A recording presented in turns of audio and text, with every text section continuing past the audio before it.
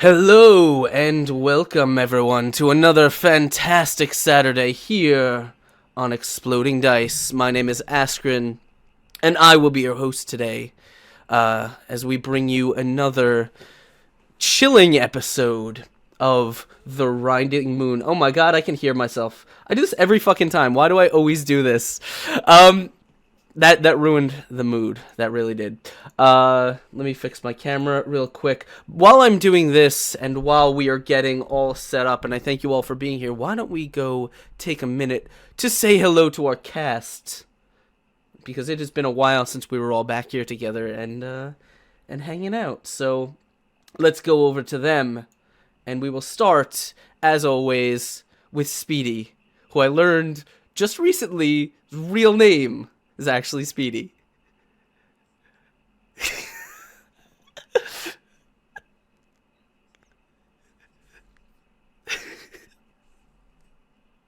Today, though, I will be playing Felix Haskell, a priest of the White Church, who has a bit of a dark past and a bit of a problem. You see, every time he sees blood, something happens in his mind. His eyes glaze over and, well, he might not quite remember what happened next as he stands over bloody, mutilated corpses.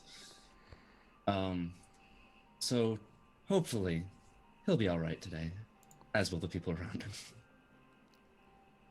Awesome, man. Yeah, good going. Thank you, Ishman, for reminding me about that.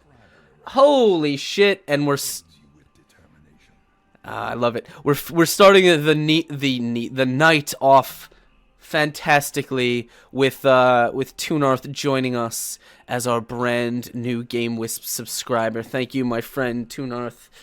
I would drink to you, and I would get very drunk in your honor, but I only have tea. But everyone, please raise your drinks in honor of Mr. Tunarth and thank him.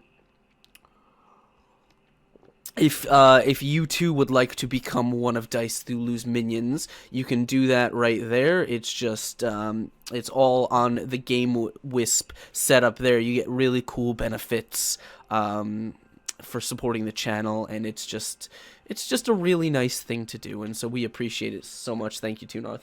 All right, next. Let's go and let's talk to Din Money. I feel good about that. How's it going? Hold on. I got it. There we go. Okay. Nice. All right. What up, everyone? It's me, Din Money. I'm here. Excited to be back. It's been a while. It's been too long. This guy's had fun and PAX left us behind. But yeah, I'm here. I'm nice. Just waiting for it to come up for me. Remember to refresh your streams. Obviously, if it is subscriber dollars at work. Unfortunately, I can't fix internet issues, but thank you, Tunarth, for you ruined it, Tunarth. You ruined it. How dare!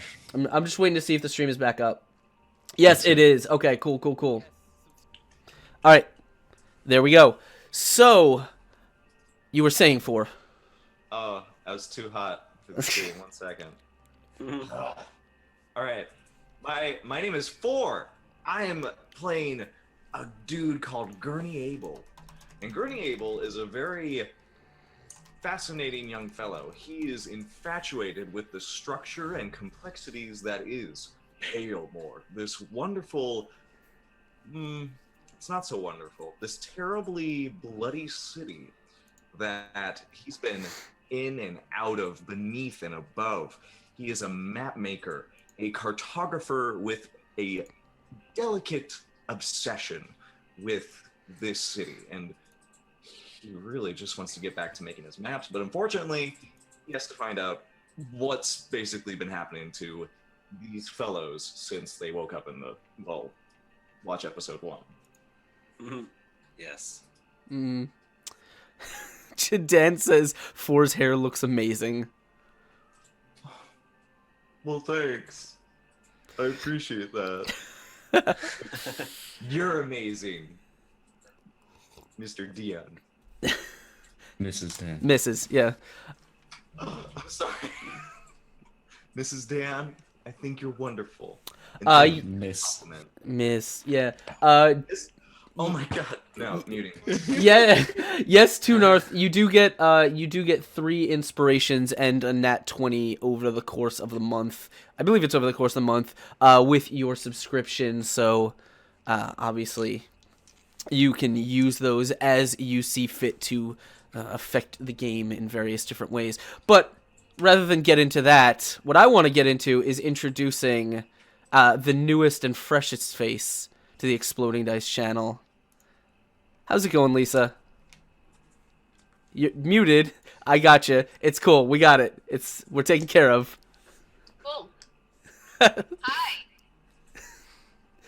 How's it going? It's good. It's good. This is all gonna be fine. I'm sure we'll all be absolutely fine. Absolutely. Now Lisa is going to be joining us. As you guys know, last time we were here, we mourned the passing of our good friend Dr. Calibus, and also the departure of our friend Laz Green, who will no longer. He was unfortunately no longer able to make the show, but we wish him the best. But we bring you a new cast member because the madness can never stop. Do you want to introduce a little bit about your character now, or do you want to save that for later? It's up to you. What would you like? You want me to spill the beans now? No, I think we'll keep it a mystery. All right. Because we like mysteries around here. So Find out. my mic is overpowering a bit. I will turn that down. Sorry about that. So yeah, also my gain is way up. There we go. Should be all fixed. So before we dive into our game and dive into our recap, or actually no, why don't we do our recap first? Do you guys we do need to catch everyone up a little bit about what happened the last time we played, because it has been a few weeks. If you joined us on our last game, you know that the players recently just emerged back in Palemore after having taken a foray into what they believe to be the waking dream, with an ally named Markaya, who they encountered there. They attempted to emerge from the dream via their lantern with Markaya. However, it seems like something did not want that to happen and promptly dragged him into the air, and he was taken away.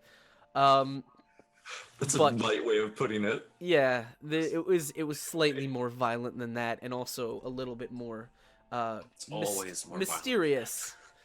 But unfortunately, they did not have a lot of time to dwell on that, as they were just emerging to see a horde of beasts, men turned feral by their exposure to the corrupted blood in Palemore, who were chasing down what appeared to be a fleeing woman. The party rushed to her aid. They carved through the beasts handily, and when they did, they found that this woman was named Guinevere, and she was some sort of nurse, some sort of I guess a healer of sorts, and she had a clinic of her own where the party escorted her to. It looked like her clinic had been set up for various methods of blood administration and research and other things, and therein she begged you to, for a few things. One, she wanted you to hopefully send people her way to, so she could possibly find cures, among other things. But she also took a sample of Felix's blood. She asked to do this very kindly, and she seemed to take a little bit of a liking to Felix. Felix, I guess, conceded, and he did give some of his blood to Guinevere, and she gave them what information she could about the people that they were seeking, specifically about Jeramon, the vivisectionist, and where they could find him within the Sanguinary. She told them that they would have to delve into the lower areas of the Cathedral Ward, where they could find a temple called Lunaris Temple, and that was where he made his residence. The party eventually exited the clinic and headed towards the Lunar's temple, and they in fact found it. An opulent palace of black marble and gold trim, very obviously constructed at the height of Palemore's excess and delving into the secrets of the blood. They found that this chapel was as much a gilded palace as it was a place of worship. Inside, they found huge vaulted chambers lined with plush cushioned pews, all kinds of frescoes and things adorning the walls, and red carpets lining the hallways. They found multiple rooms, each branching off one another into more and more worshipful spaces, though there seemed to be something slightly off, as each of these spaces seems to have been taken up aside from just space for worship. They also seem to have conducted various experiments and tortures here, as you found tables and racks of instruments that were set up to inflict pain and drain blood. You spotted movement heading down a flight of stairs, and as you descended, you found a pit below. A pit where it seems many people have been set up on these upright tables, their blood drained from their bodies and channeled into a vast pool. A small research station set up in the center of this pool, and as Dr. Calibus went to investigate, you were promptly ambushed as you saw a creature, a many-limbed creature, an abomination of flesh and metal, seemingly a mockery of what was once human, came out of the darkness and snatched Dr. Calibus up, and you watched almost helpless from a distance as it strung him up on a hanging meat hook, and with surprising speed and accuracy flayed the skin and meat from his body, turning him into some sort of strange canvas of flesh, his skin stretched tight on large hooks, and his last kind of gurgling breaths emanating from his body as this sort of barely recognizable pile of meat was then pushed out on this meat hook track that led out of the chamber. You would have rushed to aid him, however, two other similar creatures intervened and were holding some of you back. And as we dive back into the game, that is where we'll pick it up. You guys have just been sort of ambushed by these strange creatures. You watched your friend be butchered alive, and I believe Ulrich was in the process of letting his rage consume him and charging in to attack. So before we dive right back into the game, I want to remind you guys of various things that you can do if you are enjoying the show, or if you would like to. Yes, Bobby Flayed. That is exactly how I put it. If you want to get involved in the show, there's a big banner right below that says donations. You can click that, and there are various ways you can interact. We are actually working on a new way of interacting with this particular show via donations, but it hasn't been implemented yet. So for now, all of the standard methods apply. You've got all of the things right down there. The Harrow card prophecies, which they have already drawn a few of, natural ones and natural 20s, advantage, disadvantage, that kind of thing. As well as you now have the opportunity to hit subscribe via our GameWisp banner and get all kinds of really cool benefits for just $5 a month, same as any other partnered Twitch channel, and you can join us as one of Dice Thulu's minions. You also get a cool rank in Discord and all that stuff. So if you're enjoying the show, consider supporting things that way.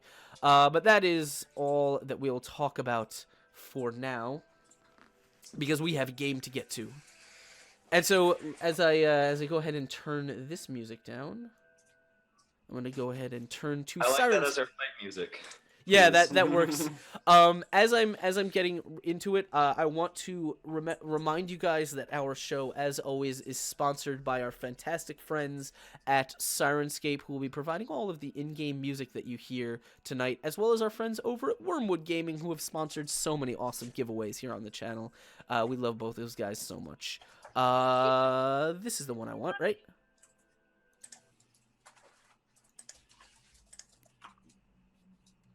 think this is it. Ah! Yeah. You're my,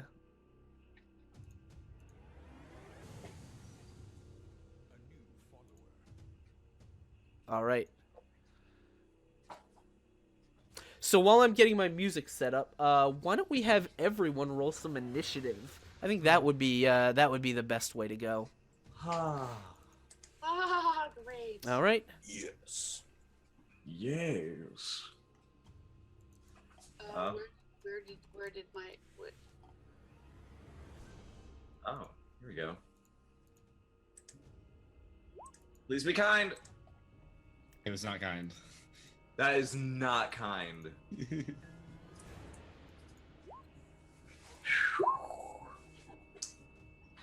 Not bad, not bad. A little above average. Mm-hmm. Uh-huh. You say that now. I lost you.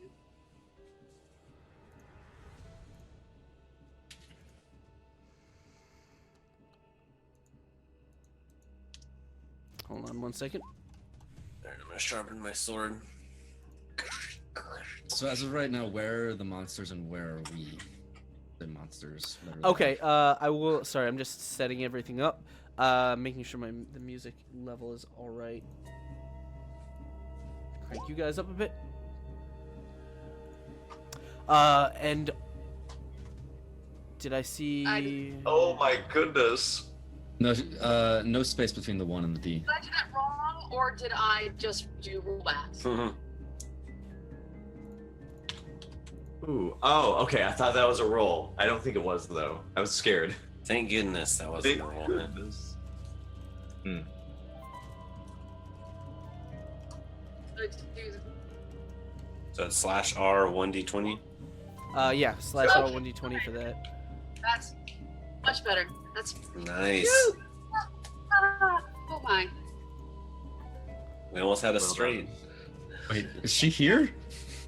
We don't know. We We don't don't know. know. Important question. Okay.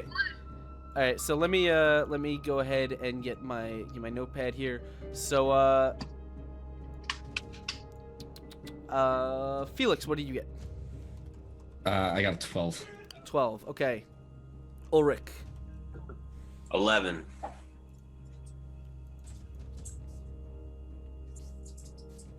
Okay. Why isn't that? Huh. Thought that'd be louder.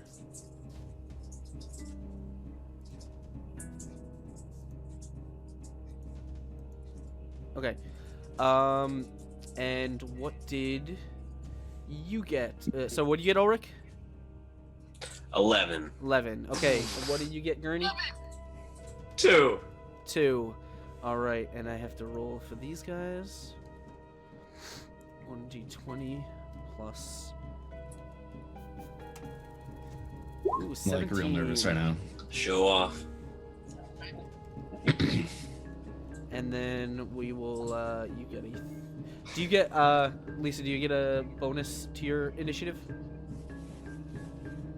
I don't know. She just typed. It should be- in. She just typed it in. So there's probably more dice that she has to roll.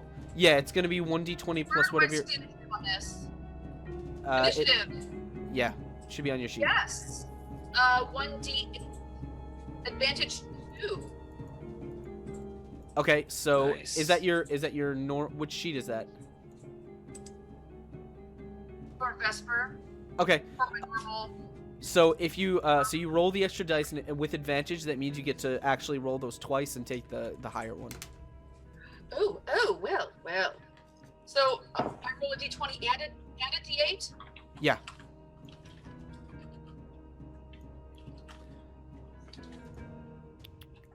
All right, so let me That's great. And then that's funny. That's not so good. Okay. This is good. All right, cool. So it looks like this is going. I was kind of proud about my lucky 13 for my first roll of the whole campaign for me. That was kind of A great way to start the night. yeah. Nice. Excellent. but being the Catorzian I am, I rolled a 14 next, so there you go. 1 better, and 6 better than that as well. All right. So, first up, it looks like these morticians have gotten the drop on you, as they are going. The first one is going to, actually, so the first one has kind of got 4, like, as these, you feel like 2 hands kind of like you reach around you with like almost a strange amount of joints, but you actually feel many hands kind of grasping your body. You can feel they're not all of them are hands like with fingers. You can feel metal bits kind of prodding into your flesh. You can feel some of them feel like sort of stump-like limbs. It's just this, you haven't gotten a complete visualization of this creature because it kind of came up behind you.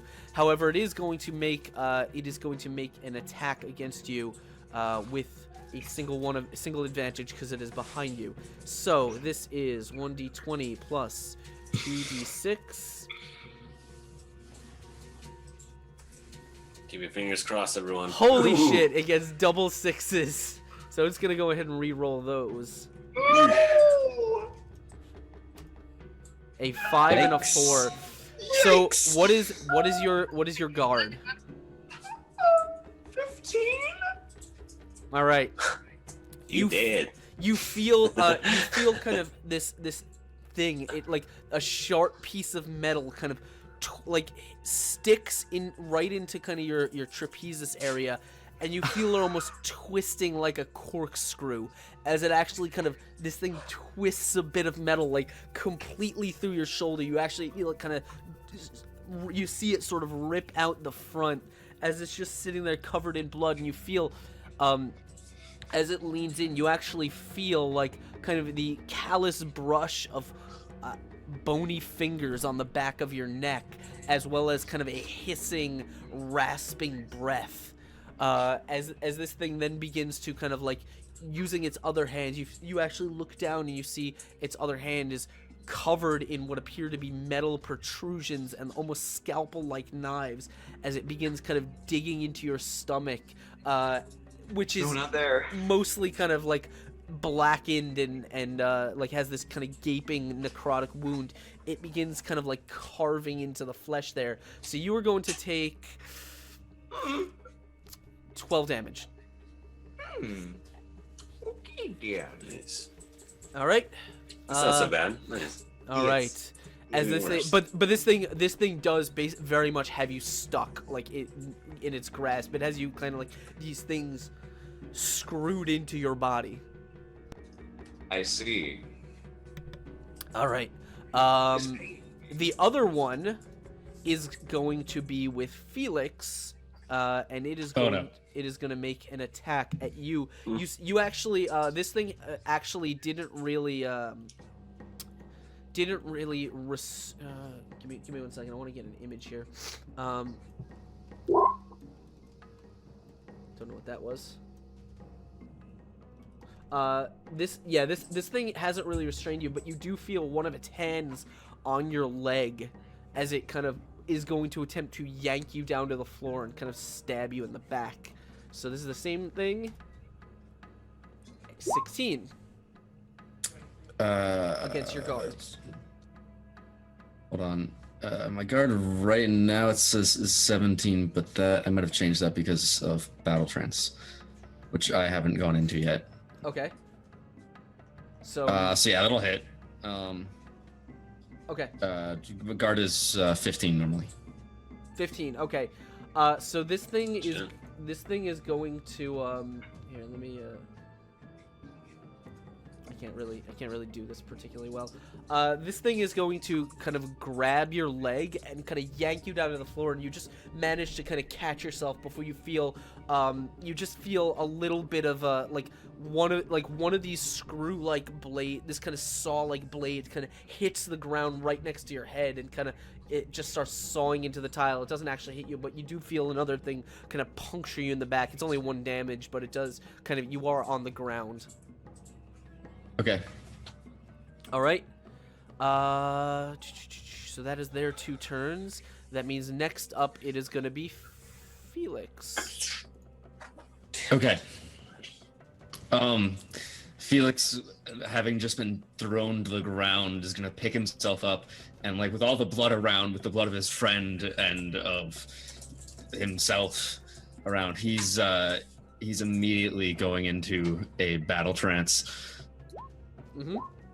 His eyes glaze over as he stands up and just sort of stays still for a second, looking at the guy who just attacked him, before rushing at him and trying to strike at him with his trusty rusty handsaw.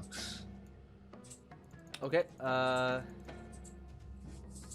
me just put this down here. Nice. All right. So what did you what did you? We'll put this over. They wanted to see the rolls, so I'm just changing that so they can see some of the rolls.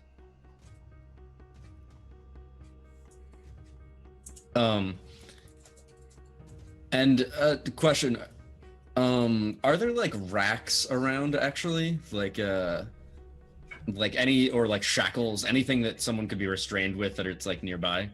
There is at least one of those those kind of inverted torture / operating / blood draining tables nearby. Yeah.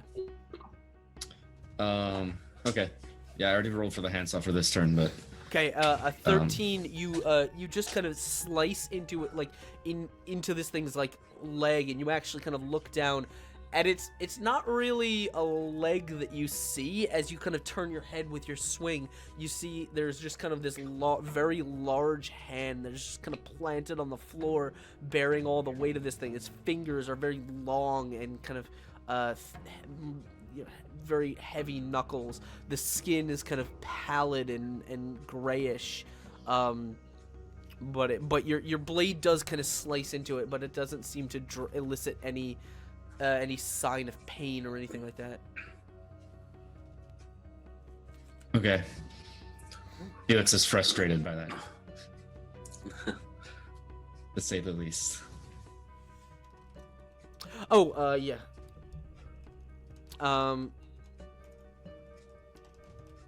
Yes. So I forgot to mention this. I got distracted by something. I'll let you redo it on this attack if you'd like. Because you all saw your friend sort of get butchered by one of these creatures. There is, I mean, you're kind of in the, like, you know that it was in your mind, like, it was probably a mistake to come down here, and you all kind of have this slight nugget of burning resolve in you that is desperate to not end like him. So I have to check because I believe, yeah, Felix, Uther, and Gurney, all of you are going to have an inspiration dice. Okay. Power up. Did you want to add yours to your roll? What is the inspiration dice in this case? So advantage, right? We'll say you can either use it to get advantage on a roll, or you can use it to add an extra D8. Ooh. Okay. Yeah, I'll go ahead and I'll throw in extra Do the D8, I think. Yeah. Okay. For sure. Time to drop the date on him. Yeah. Yeah. Boom shakalaka. No. 2. Better than 1. Okay. That's what my grandma always said. You kind of, as you kind of bring the saw blade in, you just kind of wrench it up as it hits this thing, and you kind of draw like a long line up this thing's limb. It doesn't seem to quite dig in nearly as much as you expected, but what you do feel is, as soon as it kind of gets up to wherever this limb is jointed, you kind of feel like skin ripping, and you see, like, at the joint, it appears that this limb has been kind of roughly attached with sutures and stuff, and that you have kind of ripped through quite a few of them. The blood, the tainted blood, you dare defy God.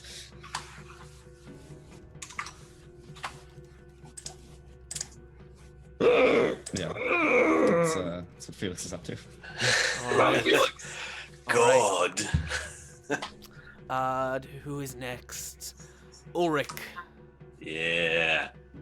Nice. So are these two creatures, they're separated, or are they both together kind of on top of Gurney, or they're- or they're separated one on each of them? Yeah, there's like one on each side. You are nearest the one. There's no way I could attack them both in one attack, correct? Like they're not within 5 feet of each other. I'll say that because you said you were charging at the end of last game. I'm gonna assume you could either crash right into the one that has Gurney, or if you wanted to juke around sort of between them, you could probably just reach both of them. Like if you got in the middle of all three. You know what, Felix, I could see that he's not doing too bad over there, at least in comparison. So I'm gonna just focus all my attack on Gurney. Hang in there, laddie, if you can hear me. Jesus Christ. That's a lot of pressure right now. Alright, God, give me strength. Yeah! And then you see the golden light, and Ulrich gets all young again as he charges up. All right.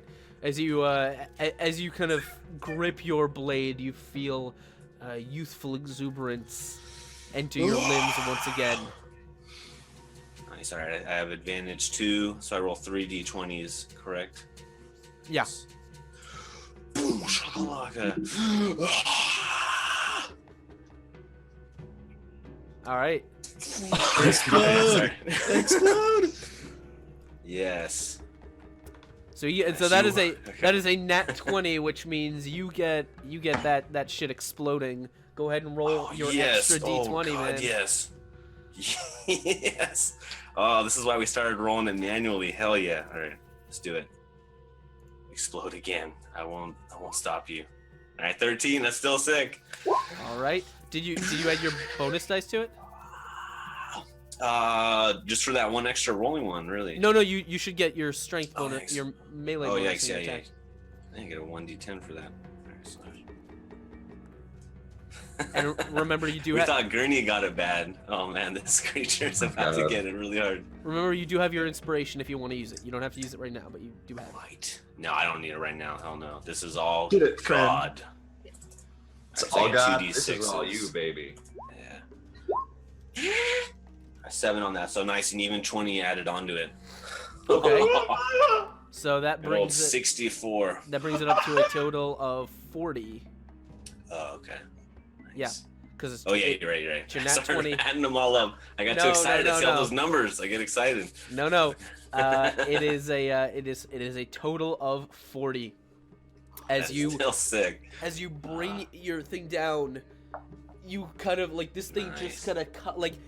So this is the one that has Gurney, correct? Mhm. Yeah. Oh hell yeah. You see this thing now. You have a clear view of this thing as you're rushing towards it.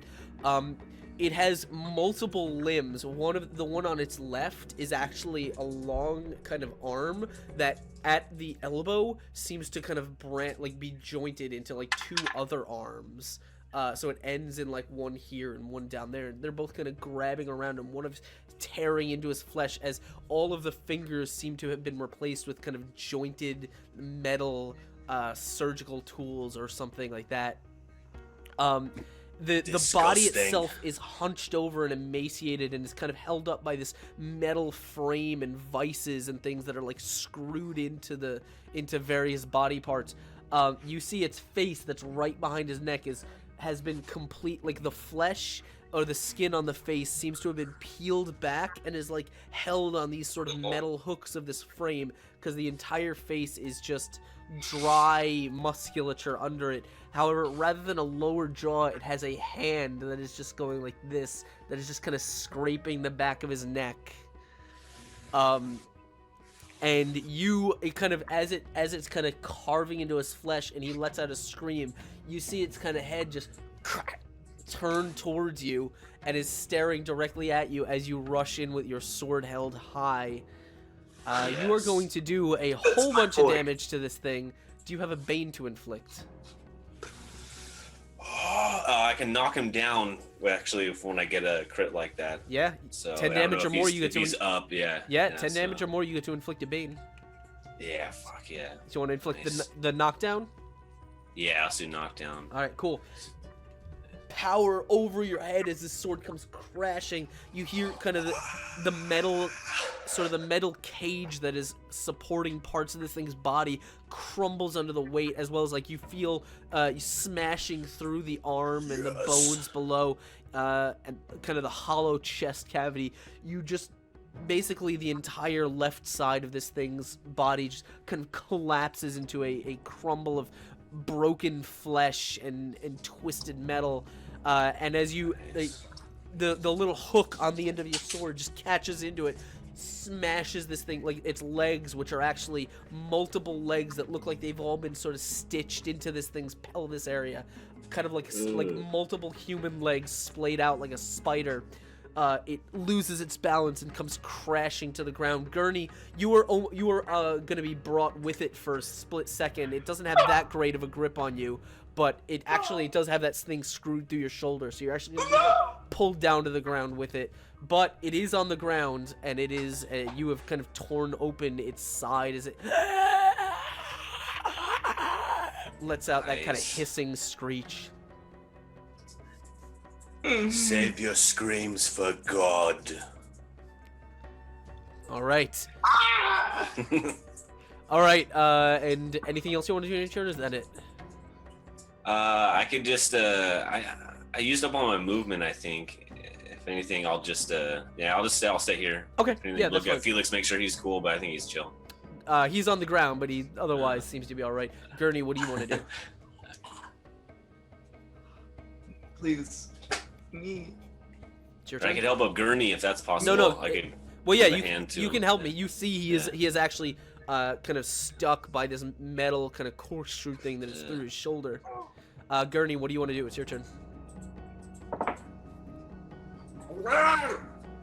Okay, so I'm attached to it. It's literally like screwed into me. Pretty much, yeah. This thing like grabbed you from behind and twisted this thing through your shoulder. I want to get away. What would it take, Game Master, to get away? Oh boy. Give me 1 second. And also, I'd like to survey the room just to see if there's more than this one and the other one that was playing with the doctor. Okay. That's a good idea. That's a really good idea. Yeah. I should have done that. You didn't actually see any other of these creatures in the room. The room itself is somewhat large, but you didn't actually see them. You actually didn't even see where these things came from. But as far as you can tell, no more of them are rushing in to meet you just yet. I will allow you to either roll a might check to pull yourself off of this thing. You could roll some sort of fortitude check, or if you have any other abilities, you can think of a way to use them. So it's in my chest, right? It's in your shoulder. It's piercing like right through the back of your trapezius, out kind of below your collarbone. I'm going to disarm him with my entropic energies. Okay, how do you want to do that? Since it's currently inside me, my body is basically this corrosive infection. that Okay. Basically, anything that goes inside me is going to start just corroding and rusting and just being broken down into basically rotten material. So I just like to go ahead and speed this up and just pull myself away as it's eating away at its Go ahead at and- the thing. Go ahead and roll me an entropy check. Entropy. Yes. Okay, so let me write Remember, this you down. do have advantage if you want it. I do. All right, so 2d6. I want this to happen, so I'm going to do this. So with advantage, will I just have to roll another d20? Yeah, you can re-roll your d20. You can re-roll basically any of your dice, or you can add a d8. All right, I'm gonna re-roll if this is a bad roll. Please. Nice. Okay, so Good dice. I'll let it fly this time, but official decision: if you're gonna re-roll it, you have to re-roll them at the same time. You don't get to choose Okay. before or after. Ooh, Understood. That's true. I will accept this. So Want me to re-roll that 6, I guess? no, you said you wanted to use your re-roll. Exploded. Oh yeah, so I'll just re-roll that 20, right? So go for it. But Well, remember, and explode that 6. I'd like to use that one, please. Nice. okay. Nice. And Another you have, one? You have some exploding dice in there. So Okay. That's okay. you also get the 6. Okay, the 6 as well. 2. All right, so your total is 24. So 30, 34, 36. All right. Okay.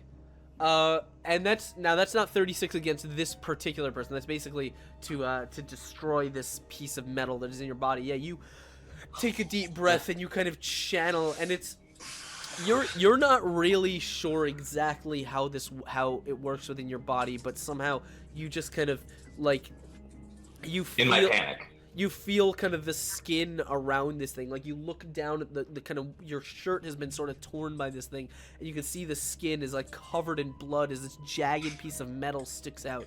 And you just take a deep breath, and as you exhale, like a kind of a raspy exhale, you feel the warmness kind of bubbling up from inside your guts, and you actually see the skin around this thing begin to like blacken and kind of necrotize as just the wound itself around it begins to sort of darken, and the metal itself just slowly begins to rust.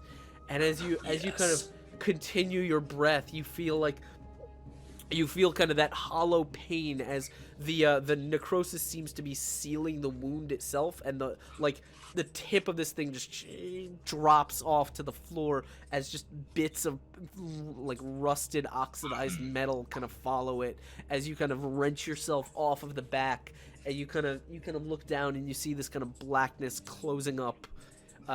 It's definitely gonna leave a scar, but the wound is strangely dealt with. I'd like to use my movement to crawl away. Okay. I'm gonna get as far as I can. And that was my action, right? Yes. Okay. That sets me back a pace because I really wanted to activate this boon, but I'll wait next turn to do that. I'm just going to like lay. I'm trying to stand up, but I'm just literally bracing myself against the wall. Gurney is hurt. Okay. Ulrich was gonna help you, but then he sees that happen. He's like, never mind. I don't want to touch that. Okay.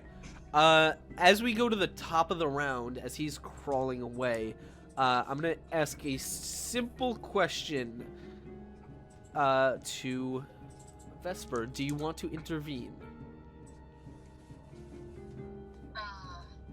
Yes. Okay. Yes. So you have the top of the initiative order, which means you have been I'll let you describe how, where, and why, but we'll say that you have been sort of somewhere hidden in a dark corner of this room, or out of sight of the creatures and the people in here. So you've definitely seen the last few moments and what's been going on. What would you like to do? I'd like to. I've watched what's going on, and I see that they seem benevolent, and now they're in trouble. So,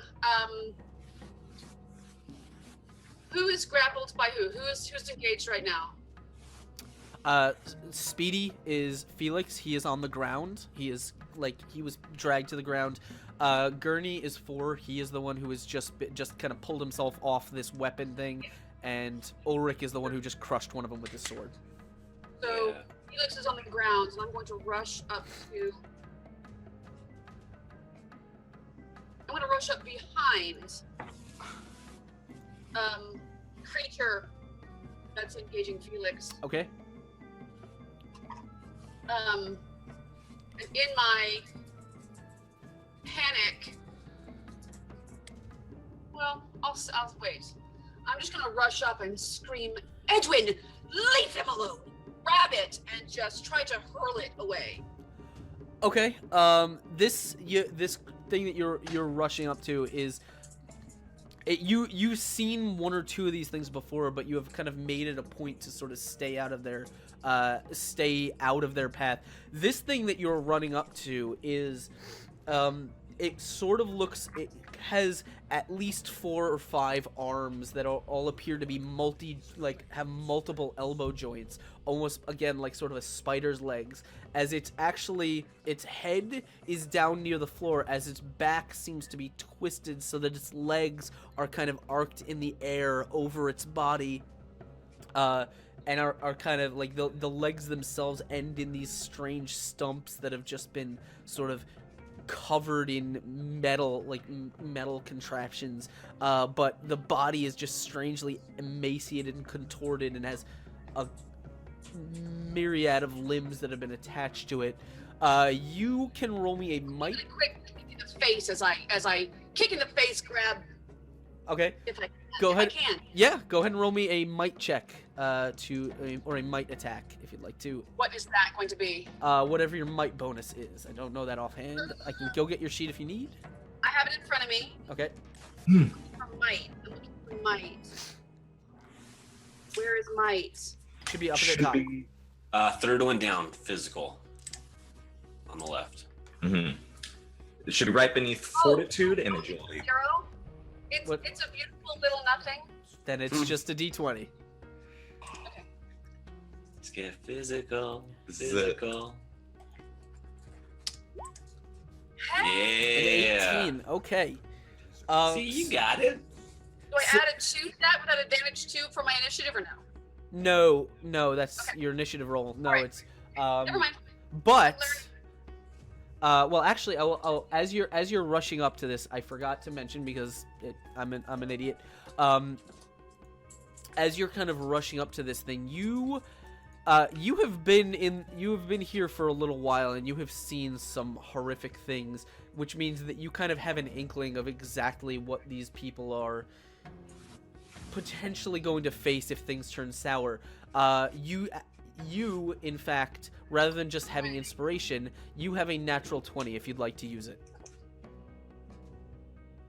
Does that mean that I could save it if I'd like to, or Yes, you can. I'll save it. Okay. All right. So on an 18, you kind of grab like the metal cage that is kind of supporting this thing's strangely kind of contorted body, and you pull it, and this thing, it's pretty heavy, but you do manage to kind of shove it off balance enough that Felix, you feel like the blade that this thing had in your back kind of be pulled free as this thing is just topples for a second, and you see it kind of like its head actually twists down, like looks down through its legs, sort of looking up at you, like upside down at you, and you see it has like its entire throat sections, like from here down to its chest, is just kind of completely hollow, so it's just this kind of empty tube that is just rasping at you. Nice. All right. Is it my turn? Did you want to do anything else, or do you want to just shove this thing off of him?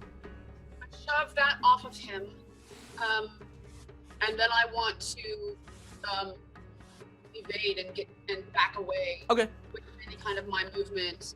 Yeah.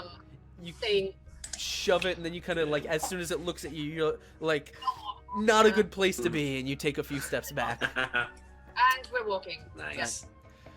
All right. That means we are back to the morticians. This one that's on the ground is actually going to lash out at Ulrich. That's a bad idea for it. Ulrich, this It's is the last thing he's gonna do. yeah. He's actually gonna have disadvantage on this. So this is he's gonna have disadvantage as a d20. Nice. So that's that, and Jesus. the 20 is the disadvantage. 20 was the disadvantage So one? he rolled a 14 and a 15 on his d20s. So he's taking the 14. Oh, okay. Alright, chill. What's Well, your my guard is 20, so are we Okay. even down? I guess. Yeah, I mean, it wouldn't. That means it wouldn't do any damage to you. Nice, So this yeah. thing kind of like as it's kind of skittering on the floor and trying like one of its halves of its body is broken and kind of mangled and it's kind of clawing at the tiles. You see it kind of reach up for you and it kind of gets a grip on the side of your sword blade and it just kind of attempts to haul itself up and you kind of see it's like coming right in your face as you have this sword in like between you and this thing as you're sort of pushing it away, but it's trying to Nice. it is trying to get about face to face with you, but it hasn't actually done any damage or any attacks connected. So that is against that. Give me 1 second here. Nice. Nope, Hell that's yeah. not what I wanted. Okay. Vesper, this creature is also going to make the other creature, the one that you just pushed, is going to take a swing at you. This one is considerably less deadly as it only has like one of its feet to sort of kick at you, like hand feet to sort of kick at you with. Luckily, it doesn't have 6 arms with chainsaws in all of them. All right. Or a screwdriver. Don't give him any ideas. Don't. That is going to be an 18 against your guard. My guard is. Where's my guard? My guard is 14. That means this thing. Because these numbers, on the right side of that guard number, it says plus 10. No, I see. It's a 14. Yeah, It's yeah. 14. Yeah, so this thing kind of like with one of its hands, it just kind of like horse kicks you like right in the chest, sending you back a few paces. It's gonna be 4 damage for the attack because it beat your guard by 4 points. Got it. All right, but it will then, as it does, it's gonna kind of like use its turn to sort of turn around, so it's kind of legs that are hanging over it are actually facing towards you. So it has turned its back to Felix. Felix, what do you want to do? All right. Looking at this thing with all its many limbs, does it seem possible that like I would be able to get it attached to one of the like racks or anything, strap it in? I wouldn't be able to get all the limbs, obviously, but if you could lead it towards one of them or force it to move towards them, it'd probably be a lot easier. But from where you are, I will say that you can probably find a meat hook that you can hang it on, or if you want to connect it to one of those things, you can probably get one limb. all right, I'll take a meat hook. Okay. Yeah, so I'm going to hop up off the ground first, and Felix is just the blood. These things, they dare to deign God, and I'm going to try and like pull it by like the feet that are like sticking out behind it. Yeah. And like pull it so its back sticks into one of the meat hooks hanging from the ceiling. Okay. They need a might check for that. Right.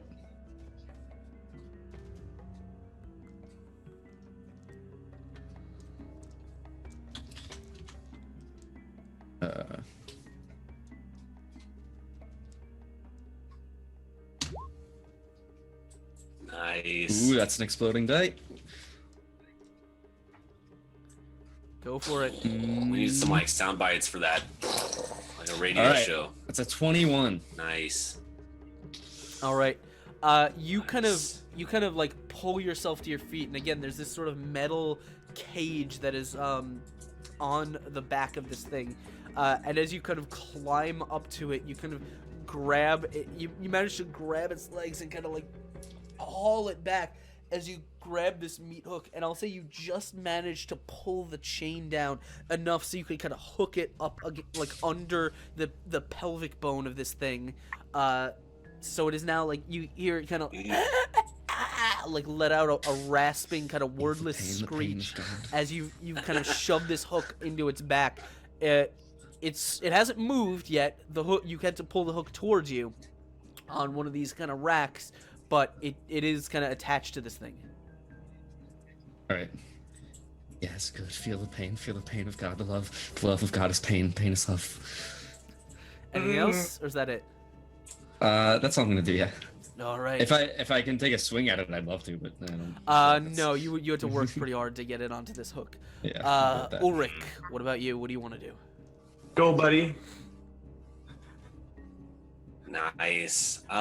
There's still the one near me. He's still alive, right? No, yeah, No, it's- I smashed him, right? I'm You moving got on to the other one. You smashed. No, you smashed about half of him, but he's not dead. He is like He's you still have your alive. sword Yeah, okay, in cool front of then. you, and he's like on the other side of it trying to get to you. Yeah, okay, cause sweet.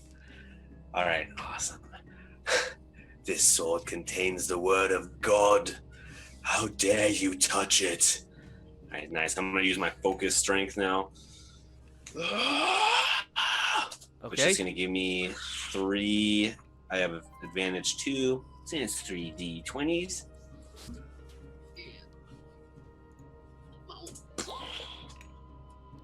None of them exploded, but that's still good. Okay. Nice. So- 18 18. plus what do I have? 2d6s. All right. Ulrich, goodness gracious. Wow. That's all I'm good for. God is my. Wait, hold on. I don't have the old man voice right now. God is my strength. All right. So that is Nice. 18 plus 8, so that's a 26. Ow. Nice. Nice. Maybe I'll kick the bottom and do a strike up like that. All right. Yeah, you because you're kind of like leaning on your sword, so you Yeah. kind of take your grip around, and as you kind of you like use your momentum to swing it up, and as you catch the metal of this thing's frame, you actually you lift your sword with kind of vigor at shoving this thing back, and the little kind of one of the not broken notches or hooks on your blade catches the metal frame that is supporting this thing's body structure, and as you swing, you actually hear kind of the dusty cracking sounds as the bolts in the frame seem to be ripped free of this body, and you see it kind of like as you pull part of this metal contraption off of it, it's just kind of sitting there swaying on like 2 of its arms still left as it kind of takes a step towards you, its hand coming from its mouth just like almost straining to reach you before it kind of like apparently it can't support its own weight as it drops down to the ground and continues skittering and crawling. You don't see any blood pouring from these wounds though. It's just like, you know, it's slowly gonna kind of scrape against the tiles, trying to pull itself towards you before eventually its body just kind of completely collapses on the marble. These things can't talk, right? Like, we haven't heard them actually say any You like have, discernible actually. language. They It have. was not nice. You It was did not hear nice. you did hear them talking last Okay. week, yeah. Oh yeah. Okay, all right. In that case, I won't curb stomp him. Maybe I'll just keep him where he is in case. Is it still alive at all? Maybe we could question him. You don't know. We'll see. All right. Well, I'm gonna just stop him from moving anywhere. Okay. Okay. That means next up or last on the list it is Gurney. I'm so excited. I've been waiting for this moment. I give myself the boon of life drain. Okay. What do you have to roll for that? I don't. I just say I do it, and it persists indefinitely.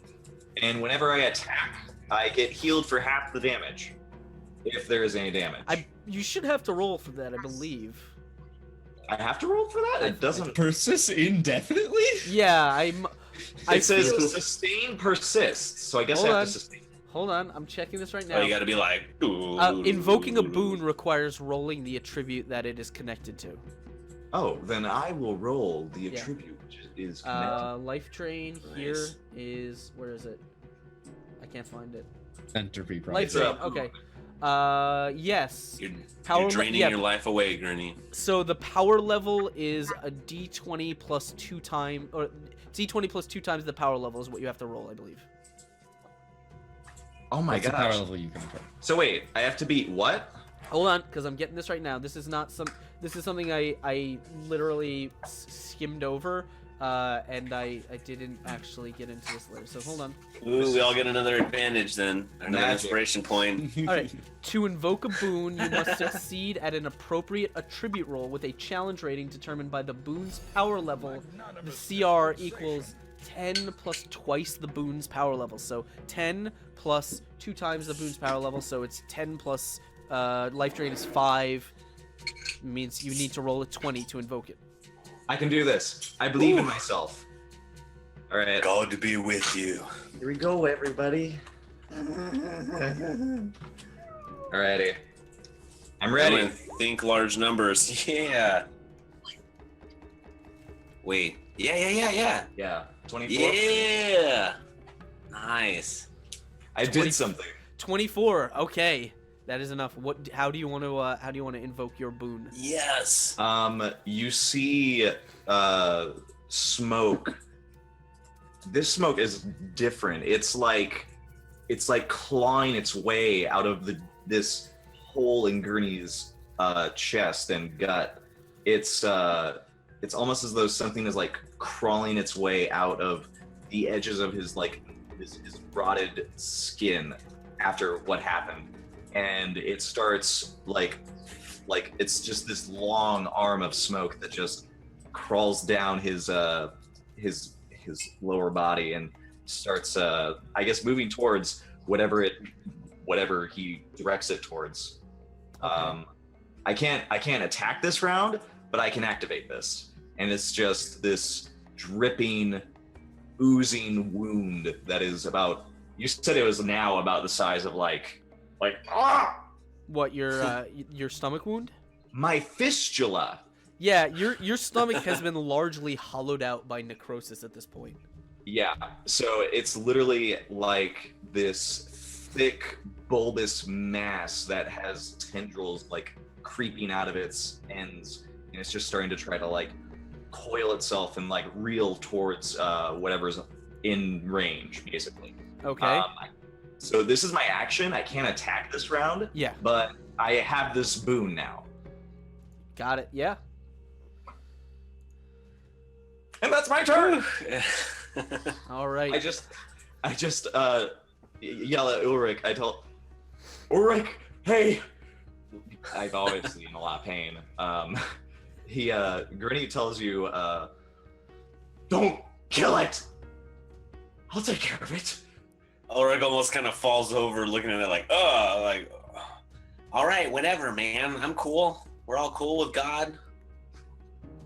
All right. Vesper, it's your turn. What do you want to do? Top of the initiative order. Who's left? There is basically the one that has just been meat hooked is still fighting. Fighting. That was the one that attacked you and Felix. So is he up there hung up like, ugh. He's not. No, he's not. He hasn't been lifted off the ground. These things are a little bit too tall to be like meat hooked off the ground completely, but it definitely attached to this thing now. Are there any other hooks, or is that chain that the hook is on? And can I raise it up and get him out of the way?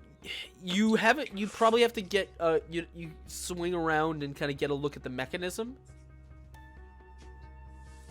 So you wanna try and rush around this thing? Avoiding its range. Absolutely. Okay. Yeah, you kind of nervously skirt around, and as you kind of look up, you see so the chamber you're in appears to have these large, fairly late, like they're very, very different construction than the rest of the stuff in here. Metal railings that kind of run along the ceiling-ish area that circle almost the entire place. And they sort of have many different sort of like meat hook like things hanging from them.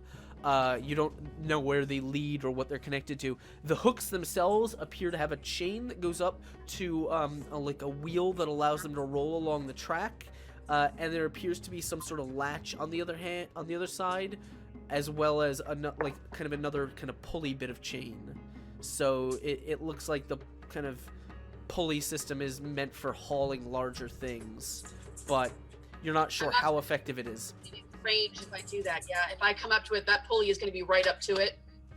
How tall are you?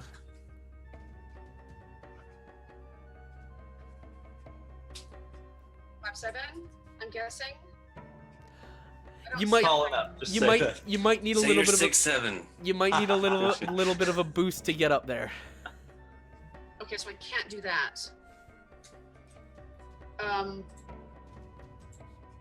If I wasn't holding this guy, I could toss you up with my sword. That'd be cool. But I don't have a weapon. I'd like to. Who is anyone still on the ground? No. Just the creature I'm standing over. I think. Felix, are you still hanging on to the back of this thing? Yeah, absolutely. Yeah, Felix is still on the back of the thing that he just hooked, so you're basically around that's by behind choice. him. There's no one that's on the ground. Get away from them and just say to all of them, end them now, end them now, put them out of their misery, end them now.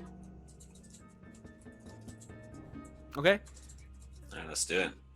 All right. Right. So that's your turn. That's my turn. Got it. Wait, I look at the. Can I hold an Gurney. action until if it attacks him again? Yeah, sure. I'll let you hold an action. I'll hold an action. I'll hold an attack action. Which is just going to be to grapple it, unless it hits me, and then I'll turn. But I'll just grapple it if it attacks one of them. Okay. Then I'm Alri- letting them.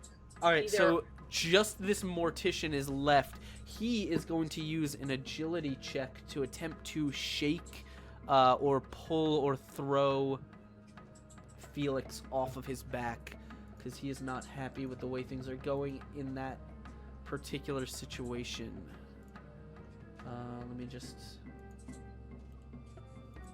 find my my stuff here. Okay. 1D. So this is agility check. And my contesting now is only mine. It is what? No, it would be an 8. It would be against your toughness. Tough boy. And he rolled an yeah. 8. Well, he's got an exploding die there, but Oh yeah. No, yeah. I was gonna say no one tell the DM it Oh exploded. shit. my toughness right now is 18. Oh shit. Oh, Hold no. on. Hold on. Hold on. God damn No, it. stop exploding! I should never have said anything. Okay. So he gets a 13 total. Okay, that's fine. My toughness is 18 right now. All right. Oh man. Oh man. So the this thing is kind of like trying to get back. Like you're. So it's very strange. I actually feel the need to sort of diagram this a little bit. Hold on. This is how you die. This is sort of what this thing, like, this is the thing's legs right here, which means this is kind of its pelvic area, and then like this is its chest right here, and its head is like down there with all these kind of arms coming out. So you are standing like you're like on this thing right here, basically. Oh, that's. That's not where you want to be. All right. You know, it's fine. So he's just thrusting to try and get me off is what's happening. He's shaking and kind of twisting his but again, you're kind of like gripping, like there's clearly a metal cage that is kind of supporting this structure, and you're holding on to that. You have too good of a grip to to be shaken off. But yeah, he is definitely, like, you can tell if these limbs bent any more in the other direction, they would probably be able to reach you. Right. So that means that is his turn. He is unsuccessful. What he will do is, as he's doing this, he's going to kind of continue crawling on these multi-jointed arms, actually towards this kind of pool of blood in the center of the room. And they're going to make it right to the edge, just in the end of his turn. So he's kind of like turning his body. So like you are sort of hanging onto this cage, almost if your grip is lost, you'll probably be dropped into this pool. Lovely. Okay. That means we are going to go to Felix. It's your turn. What do you want to do? Do it. All right. Felix on top of this is just Too many arms, too many legs, you dare detain God, and takes out his handsaw and he starts to try and cut off one of his legs. Okay. I'm gonna give you advantage on this because he can't do a whole lot to resist. Alright. So that is... Let's go, Felix. Yeah. Let's go, Felix.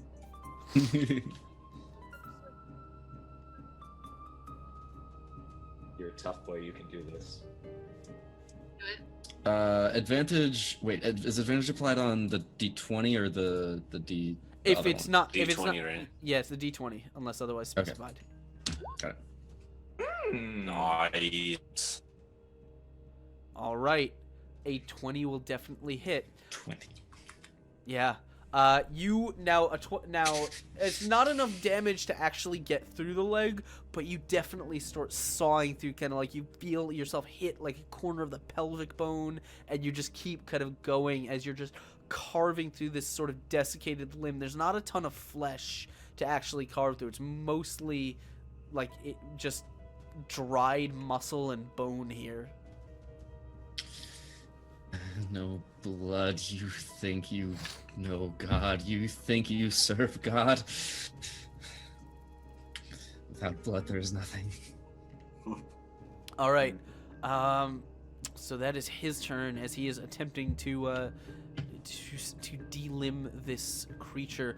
Ulrich, what do you want to do? Well, I'm kind of standing over saying, Gurney, you're still doing a little hocus pocus kind of stuff. If I think I have to stay here, I want to jump in and start helping out Felix, but I don't want to leave this guy alone to wander off. Can I like Gurney? Can you handle this while I go help out Felix? Gurney just like pants and just nods his head. He's out of it, dude. There's something wrong. Nice. Oh yeah, you got like 1 HP or something, right? Or I no, could you're still tell you pretty my good, right? exact HP if you like. Yeah. Yeah. No. Okay. Are you bloodied or are you? I'm not at 0. Okay. Like you're halfway or? I'm in the single digits. Okay. Well. I'm at 6. Sorry, but my youthful vibrance is taking over. I'm gonna go hang out with Felix. Let's do this. I'm gonna run over there and attack him.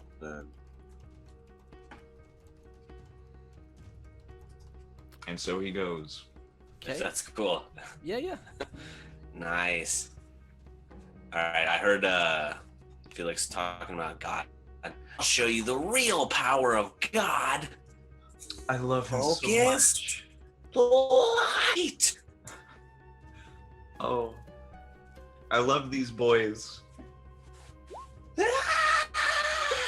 Precious soda. Okay, so 18.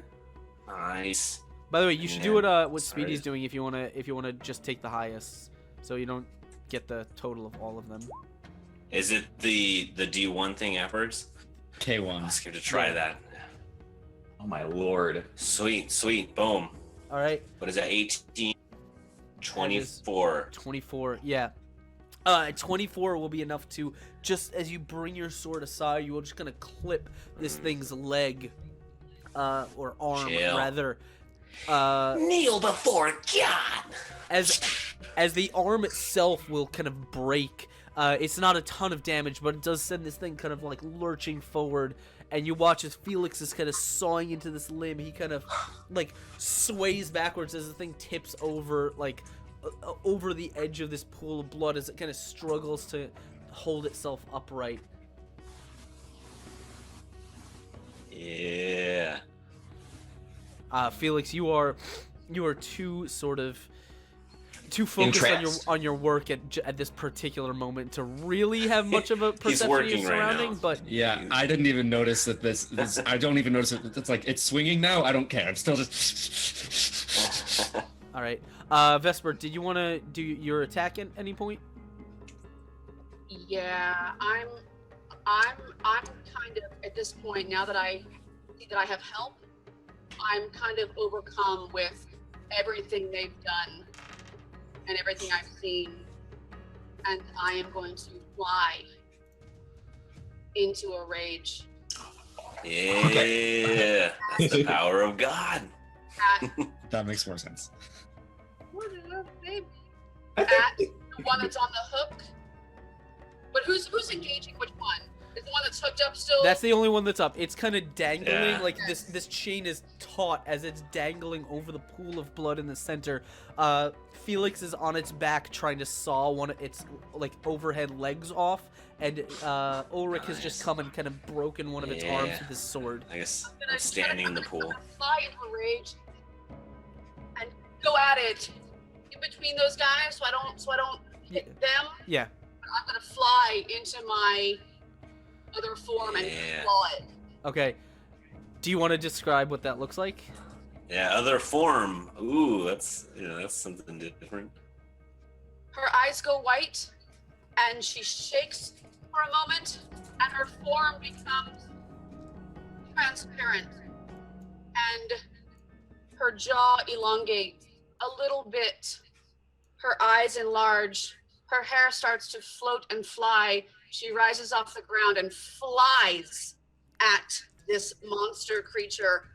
Her fingers elongate into long, sharp talons, and she just rakes in All a right. rage, a blind rage at Go this a- monster. Felix ahead. is so about that. Go ahead and roll me that attack. the proper response. Now, this was your attacks were using your entropy skill. Oh! I have an entropy buddy as well as a seer buddy. Where do I see entropy? It's in the bottom section, fourth one down. It's extraordinary. Yeah. There it is. There it is. 2d10. Nice. She's so much better than me. You get to roll a d20 with that too, and also remember you do have a nat 20 if you want to use it. Oh, let me just use it. All right, go ahead and roll me 2 d20s. No, just roll me 1 d20. You don't need two because one of them is automatically a 20. 7. Okay, so 27 plus 13 is 40, right? Am I right about that? Am I mathing correct? 27 plus 14. 27 Is plus that- 13. 44. 13, yeah, 40. 40. All right. Yeah. Go ahead and so do you have a bane that you inflict with this? You haven't listed those for me. The Okay. dead bane.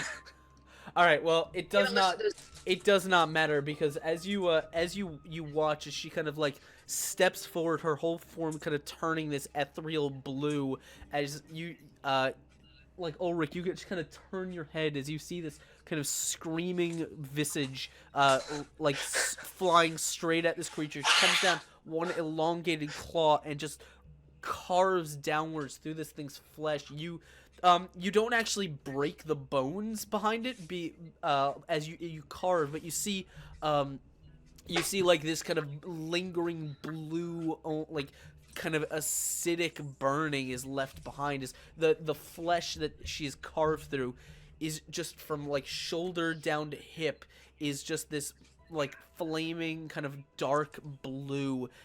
As if someone has just kind of taken a firebrand or something to it, and as the creature kind of like lets out another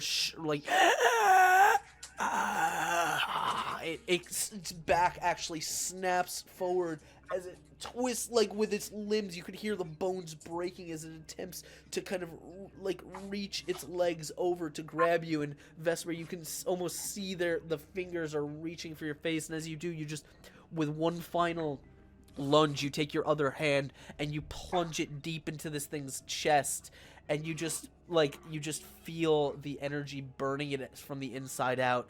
And as you kind of pull it backwards, there's just left a black smoking hole where this thing's chest would be as it just topples forward.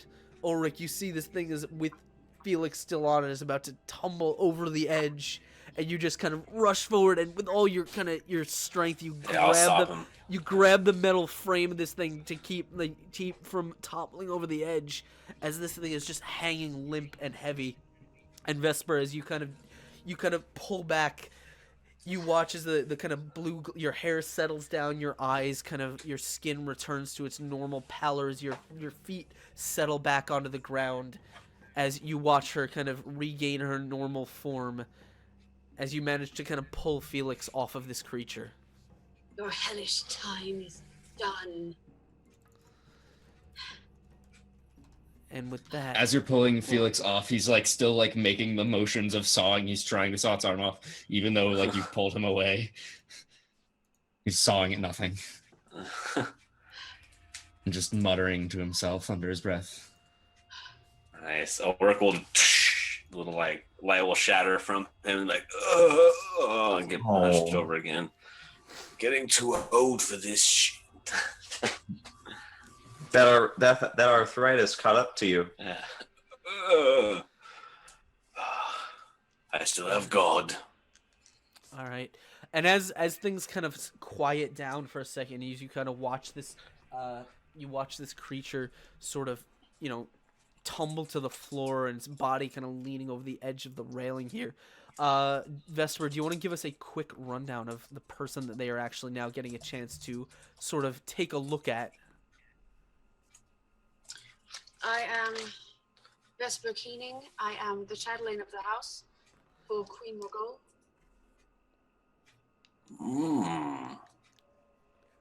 I have seen everything that the priests, I have seen a lot of what the priests have done.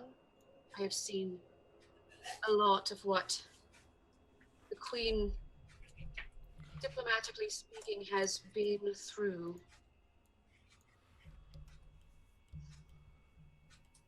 Are you all okay? As much as you can be, that's quite a talent you have there. We have survived. Yes. Is that one? Is the one by Gurney still alive? Is he wiggling under you at all, or? Not. That's up to you. Gurney, did you want to try to? Were you going to try and drain this thing to regain some life? Actually, as this happened, Gurney is trying to like wheel this strange apparition that came out of him back into his insides. He's got this almost like white-eyed, pale look on his face as he's trying to like call it back, try to like absorb it back into his like giant, gaping, gross, whatever hole he has now. I was gonna do it to that guy, but apparently you guys are really good. So Gertie is absolutely horrified at what just came out of him. So he's just trying to like stuff it back in. He sees. Seeing that, I think Ulrich would almost go on the defensive again. Like, what the hell? I would kind of match that defense. I've seen what the church can do, and it's not okay. What the church has done is just not. No, it's fine. It's fine. I'm fine. You recognize this mischief? The morticians, yes. I've seen what they've become and what they've done. It's at once horrific and also a blessing to put them out of their misery. That's monstrous. I've seen what they've done to my husband, but I haven't found him yet. If you've seen anyone else in the cages, in the cells, Is that why you wander the streets looking for your husband? well, looking for what I suppose might be left.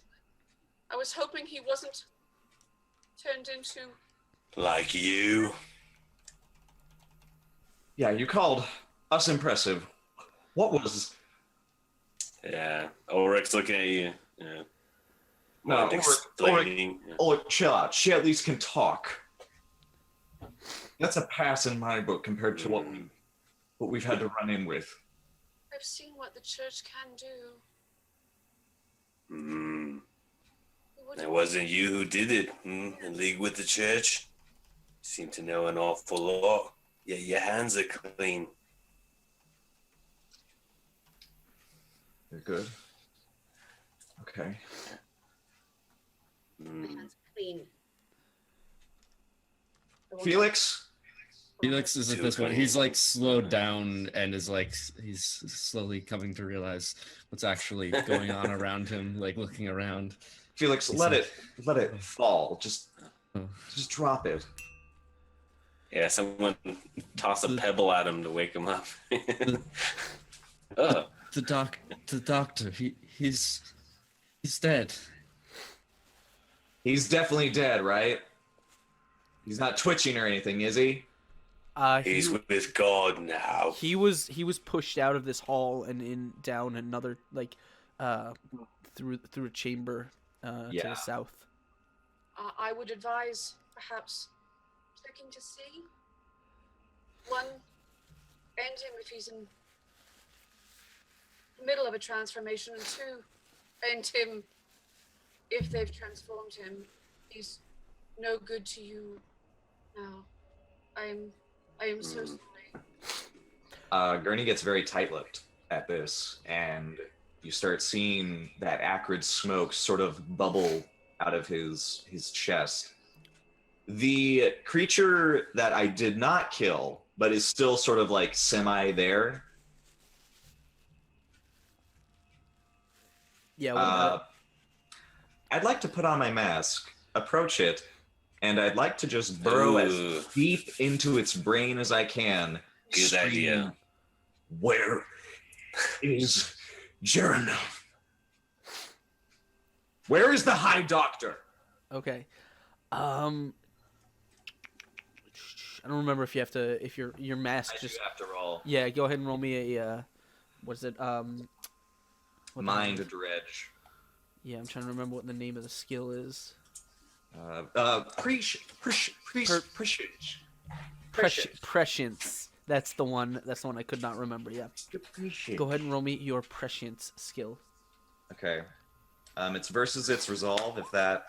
Oh, okay. Okay. All right. I'm gonna explode that 6. All right. Do it. Please. Oh shit! Oh! Double explode! Gurney redoubles his efforts and just shoves his way into it. Yeah. All right. Okay. So a total of 22. Yeah, Vesper. You see this strange, like, wonderfully bush-haired man just slap on this big, like, rocky chunk. It looks like a mask once it's actually on his head. And I guess he just, like, puts his, he basically balls his hand up over the thing's, like, skull and just squeezes as he just, like, tries to pour his mind into this thing. All right. I'm trying to figure out how we did this last time. Did we have everyone de-headphoned for a second? Oh. I'm trying to remember how we did this. I could type it. Quick, go to a bathroom break. If you want to type it to de-headphone. me, by all means. It'd probably be too much to type. Okay. All right, so I'm gonna ask everyone to earmuffs for 1 second. You can mute either just mute your sound for a second. I'll give you the thumbs up. It's the only way I have to share private whispers. Okay. Muting So- on. Cool. Okay, so you peer into this thing's mind as you as you try and find thoughts, and the first layer that you kind of push through is just scattered. It's instinctual. It's animal survival. It's not coherent words or language at all, but you can kind of it's skittering and this way and that way. You can as if its eyes are kind of darting around looking for a way to survive. However, as you push beyond that, you see rather clear images. These images are there's more flashes as if this thing is recalling something rather than any kind of coherent message.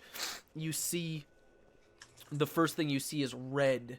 You see what appears to be a hallway that is just slick and red, and as your eyes focus in that split second, it almost looks like the walls are pulsing. You see a far end where a kind of breathing, undulating something is moving before all of a sudden at the end of the hallway just a very large eye opens up. And then you see dark, as if you're traveling downwards farther and farther, and you hear something. It's not a voice, it's not but it's a sound, but you can almost instinctually know that something is trying to communicate. And you also do make out a few words here or there. Like the only coherent thought that you really gauge is, all must wear the same skin.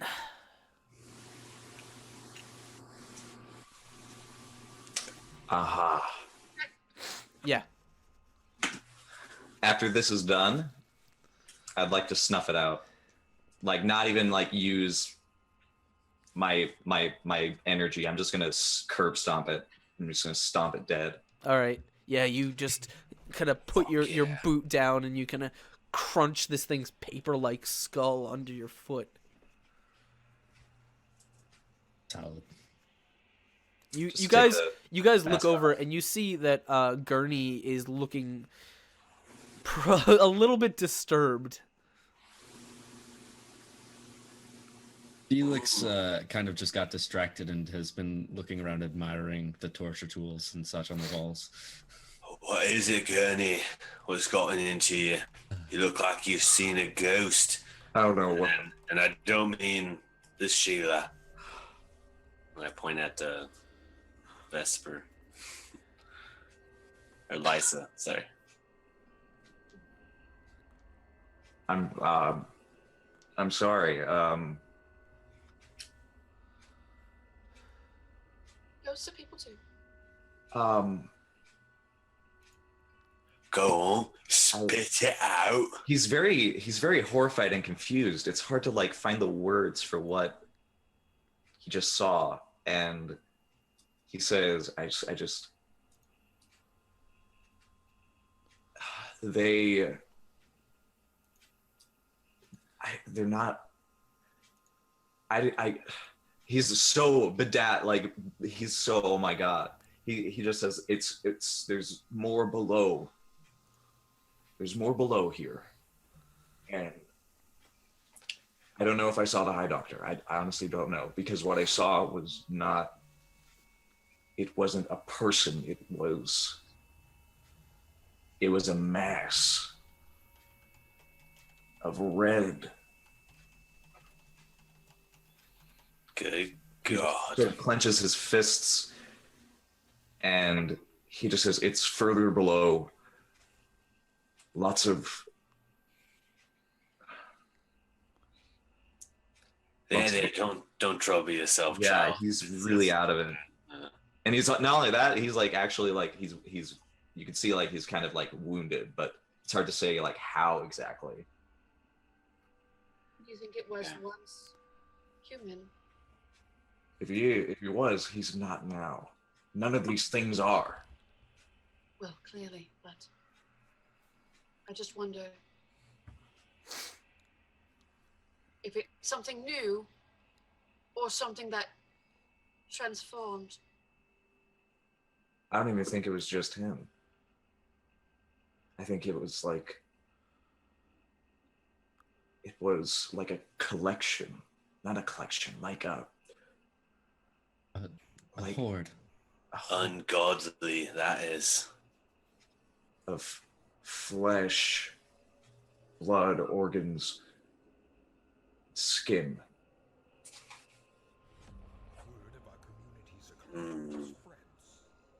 If we keep going, we could probably find it. I've been deeper. I could go deeper. Yeah. Don't worry, laddie. There is good news in your words. She was right. Flesh. Felix, Well. she was right.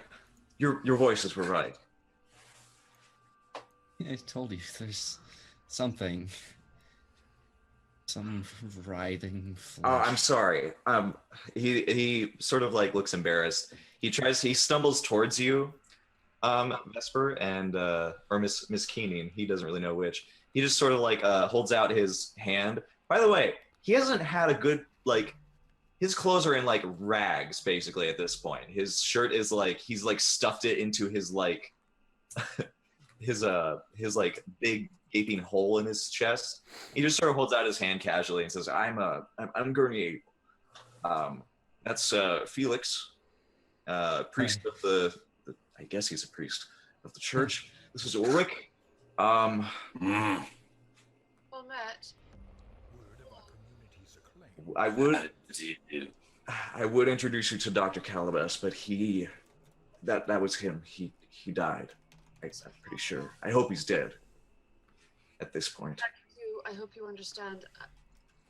It happened so fast. I turned a corner and there it was. Well, thank you. Usually that's us. That's us turning around the corner, seeing something horrible, and going, "Oh, we should probably help." But it's glad to have that in our favor for once. I'm glad they didn't get the drop on you too badly. And I'm glad they're gone. They're not gone. Well, they are, but there's more here that's I don't know how to explain it to you. I'm just gonna go ahead and say it that there's deeper evil under here.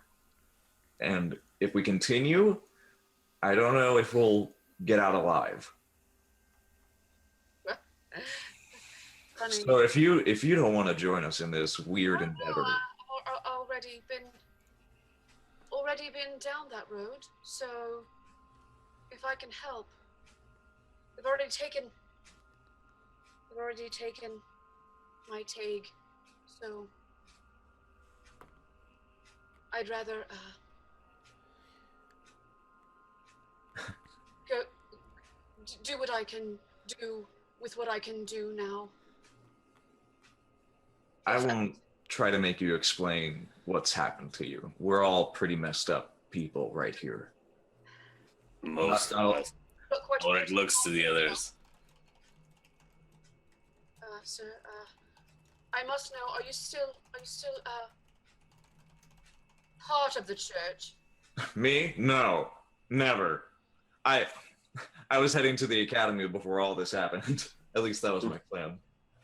Okay. These two, though, they say they are. He is. He's from the church. I'm from the Vatican, the real church. No tactics. I just don't want to deal with much more of that blood. I Whatever understand. you call it. Do you have it? Do you have it inside you?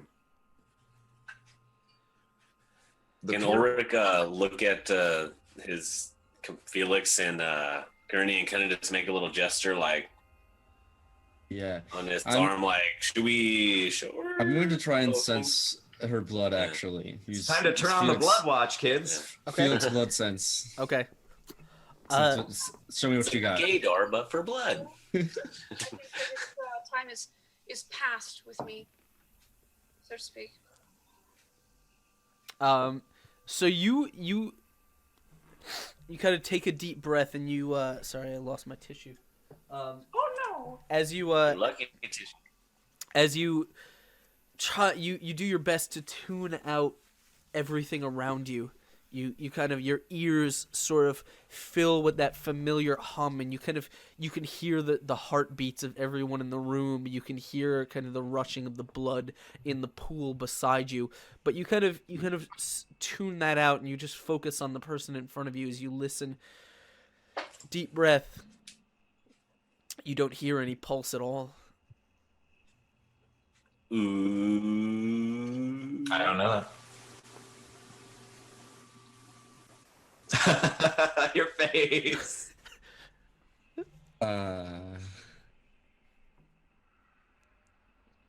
Felix is just going to like back away slowly. Like he doesn't even know how to react to this. If it were simply that she had impure blood, he would be angry and attack. If it was pure blood, he would be, I don't know, reverent. But with no blood, Felix just doesn't know. He's frightened. He just backs away and is like, Well, it's not my fault. Ulrich would immediately have jumped into a defensive stance to step back to, like, what's going on? Gurney just like holds his hand. She doesn't have the blood like we do. She doesn't have any blood. How could a living What being are you? have any blood? What are you? Speak, woman, and choose your words carefully. I've God back. will be judging you. God is past judging me, sir. No, this man's got that close. He twitches a little bit like, what? Of Queen Morgul. She has had her way with me and my husband and the rest of her retinue. And clearly you've seen what she's done to the doctors. I've had my time. I now have a different purpose, and if I can help end this nightmare, I will do it. So, Queen Morgul is your enemy. Oh.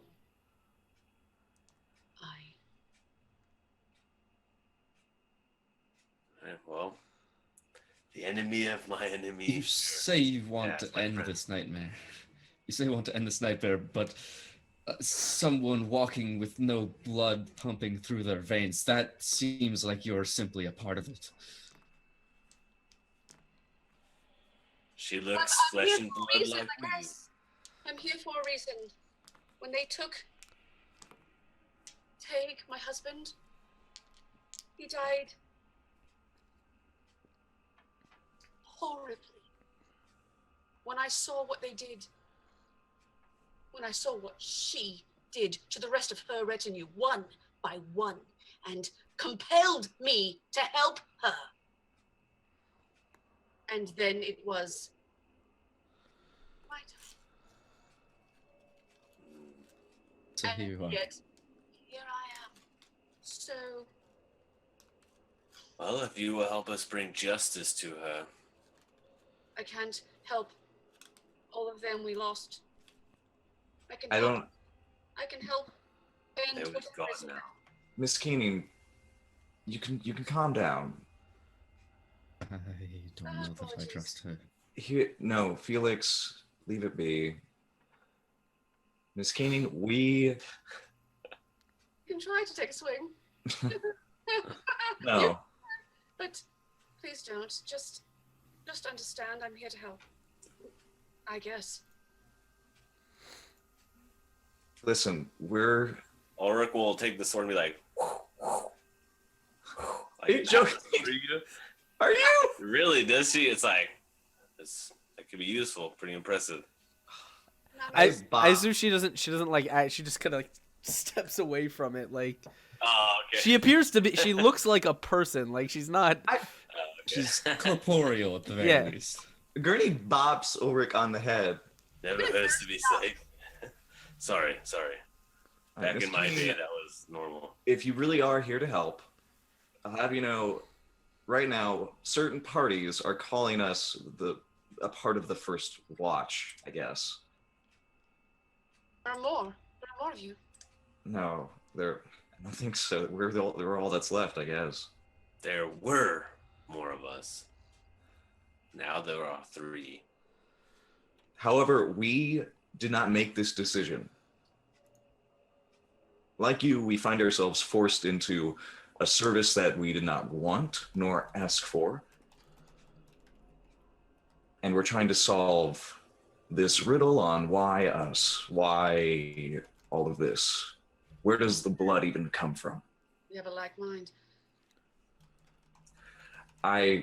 Really quick, we've been passing a lot of time here. I think Ulrich's soldier's instincts would kind of be like, we've lingered too long. I want to start doing a little like perimeter check. Yeah, so I was gonna ask whether you guys wanted to sort of continue your conversation in this chamber. Now, if you you recall, this chamber, this is a fairly large chamber in the center of which there appears to be a kind of a like the tile gives way and there's a small metal railing and there is a pool that is at least somewhat full or filled with a layer of blood, the blood that appears very obviously to have been drained from people via the at least 8 or 9 of these sort of upright surgical or torture tables, which are all fairly ornate, by the way. None of them look like the crude metal of the apothecary's workshop and the clinic that you woke up in. These are like very, very well appointed. They're inverted. They have channels that kind of run into the floor. Some of them have like upright tables or walls where many kind of tools or spaces for tools were hung. So it's clear that these things were used and used efficiently. There's a dark chamber leading out directly across from where you are. You guys are still sort of by the stairs that you came in on. So if you go around the pool to your right, there is a darkened chamber where you saw the creature kind of take Dr. Calibus. To your left is what appears to be another chamber. This one appears to have a set of large double doors. All right, friends. And I say that very, very honestly. Left or right? All right. We can go deeper. I'm certain we'll find the vivisectionist, Dr. Geronome. It's not going to be easy, though. I say we delve deeper into the mystery of this labyrinth. Felix, can you do this? Yes, I can. We need to. If we're going to do Felix. this. Can you do this with her at our side? I will watch her as best I can. I do not trust her, but I will not attack her. And that's the best I can promise you. Yeah, Ulrich's like, that sounds perfectly agreeable. That's With the no best blood in we're her gonna get. veins, I doubt Now I you know have how much I feel. information. All right, let's sweep around, and I kick to see which way they open, in or out, and then I just... These doors open towards you. Oh, and he just awkwardly like, okay. Is the blood here on the floor? Is there any way to corrupt it, nullify it? In the pool?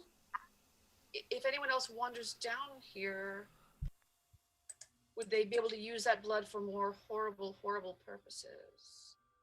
That would not be something you have particular knowledge of. You're not really a blood minister, a priest, or an alchemist yourself. But your guess, and again, because you did, you have had experience with the church, especially in recent years.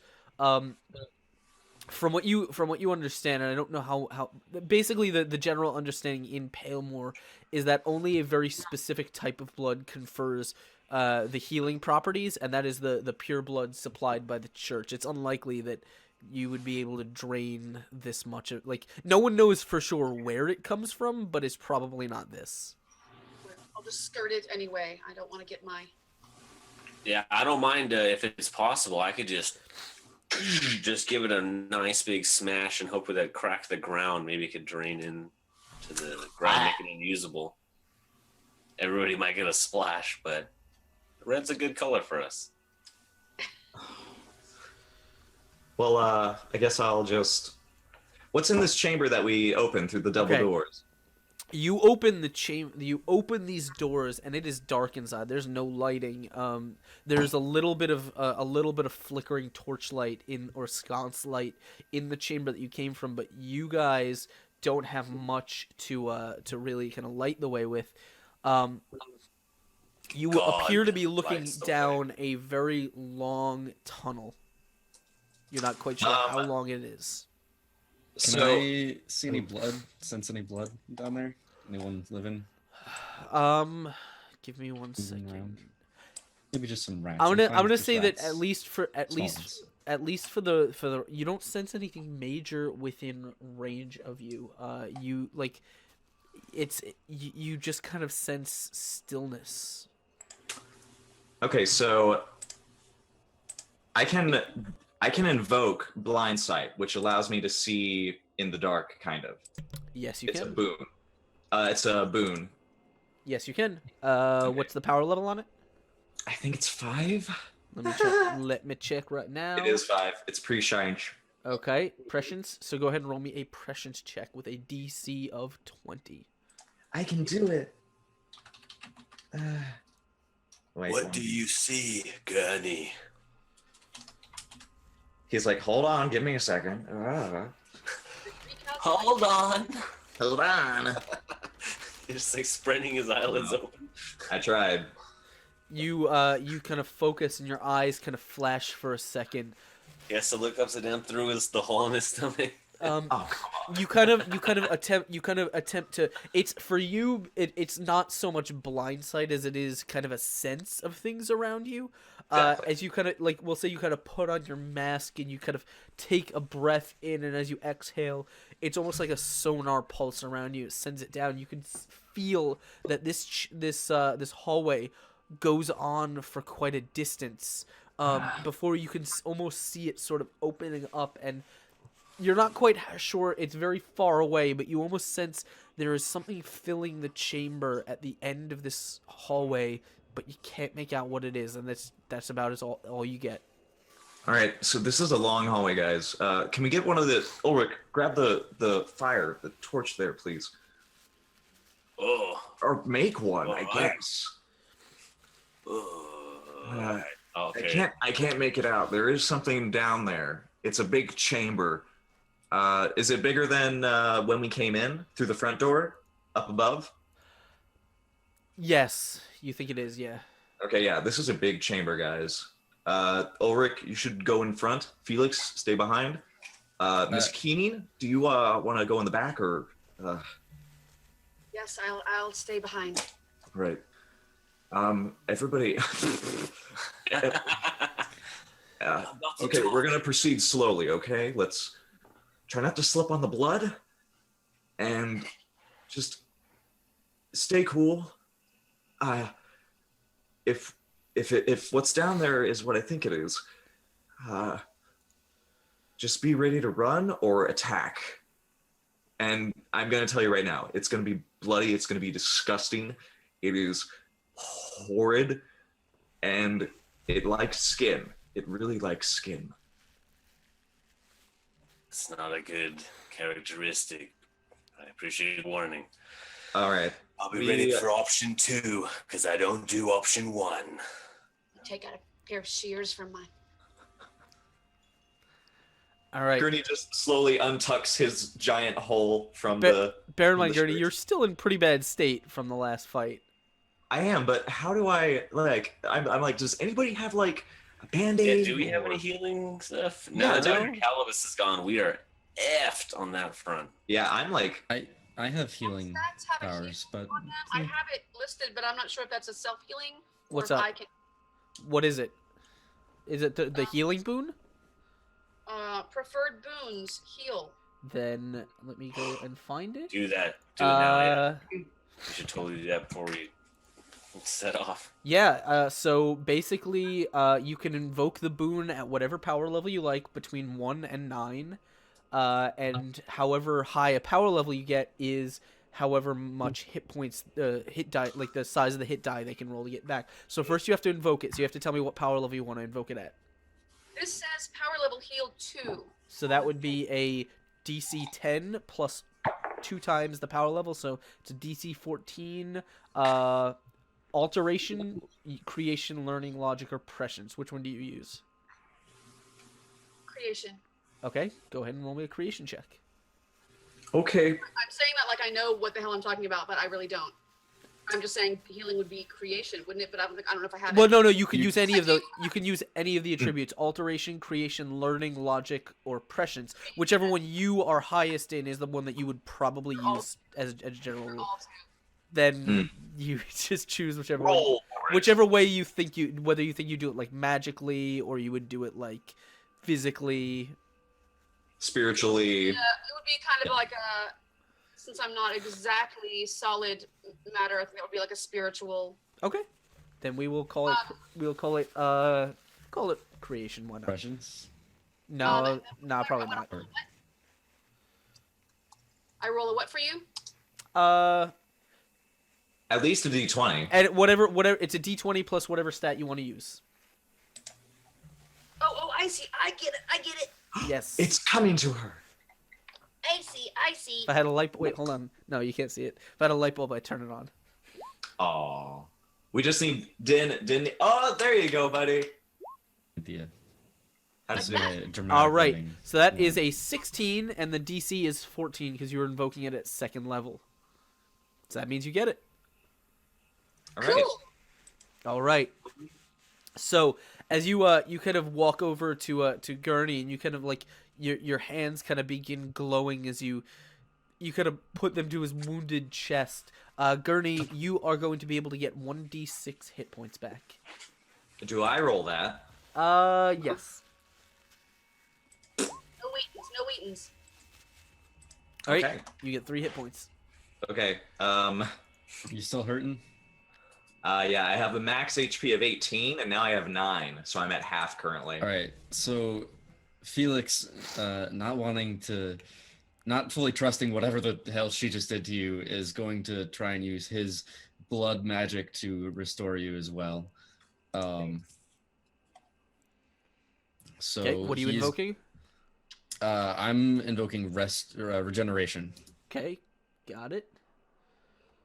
Um, Let me check what the DC on that is. What level? 1, 3, 5, 7, or 9? 5. Okay, Oh, he's going all out. that is a DC 20. Going all out. It's a DC 20. Alteration Yeah, or dude. creation, yeah. Okay. This is it's big alteration. money here. All right.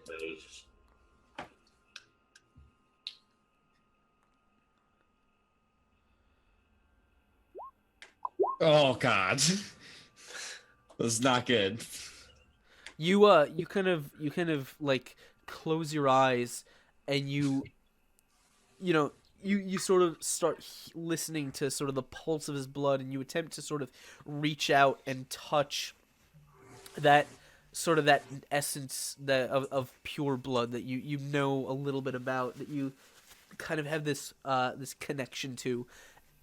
And as you touch it within him, you can feel there's something else within his body. There's almost like this strange kind of blackening you feel as it like almost you felt this before, and it's almost the same sort of reaction you have when you interact with the corrupted version of this blood. Gurney. Oh, I'm sorry. I'm sorry. It's just, she really helped me out there. That was great, Miss Keeney. Thank you. My pleasure. Gurney, is there something you haven't told us? Well, yeah, there's a lot I haven't told you. I didn't tell you about my first date when I was 12. I didn't tell you about, That's not what I meant to. You know what, Gurney? I was trying to heal you, but there was something else. Something else. pushed me back. There's something in your blood. Something corrupted. Corrupted? Yes, Gurney. Ah, that's a big generalization. Do you mean as in like I'm not as holy as you, or I don't praise God enough? I or- mean, as in, None of you praise God enough. I mean like those things. And I point back to like the morticians back there whose blood was tainted. There's something in you, like is in them. And I don't mean the pure blood like we all perceived. This is different. I see. Felix, it just sounds you're a little. It sounds like you're just looking at shadows here. There's nothing like. I know I'm pretty weird. I mean, the hole in my chest kind of gives it away. I'm all here though. Trust me. I mean, someday maybe I'll tell you how this hole right here got where it is and why it's still there. But if this is really pressing, we have a long hallway of blood in front of us with something gunky at the end. Okay. I understand. For another time, but do be careful not to let it overtake you. The pure blood, it might be the only thing that's keeping it from taking you over entirely. That's worrisome, but I trust that you know what you're talking about, considering your pedigree with blood. I am. All right, well, Let's. how about this? Just go along as you usually do. I'll give you a full report if we happen to survive whatever happens next. Okay, sure. You got That's this? You good, buddy? Yeah. I clap him on the shoulder, and I do this to him. And I go, "You're awesome. You got this." Okay. Thanks, I guess. No.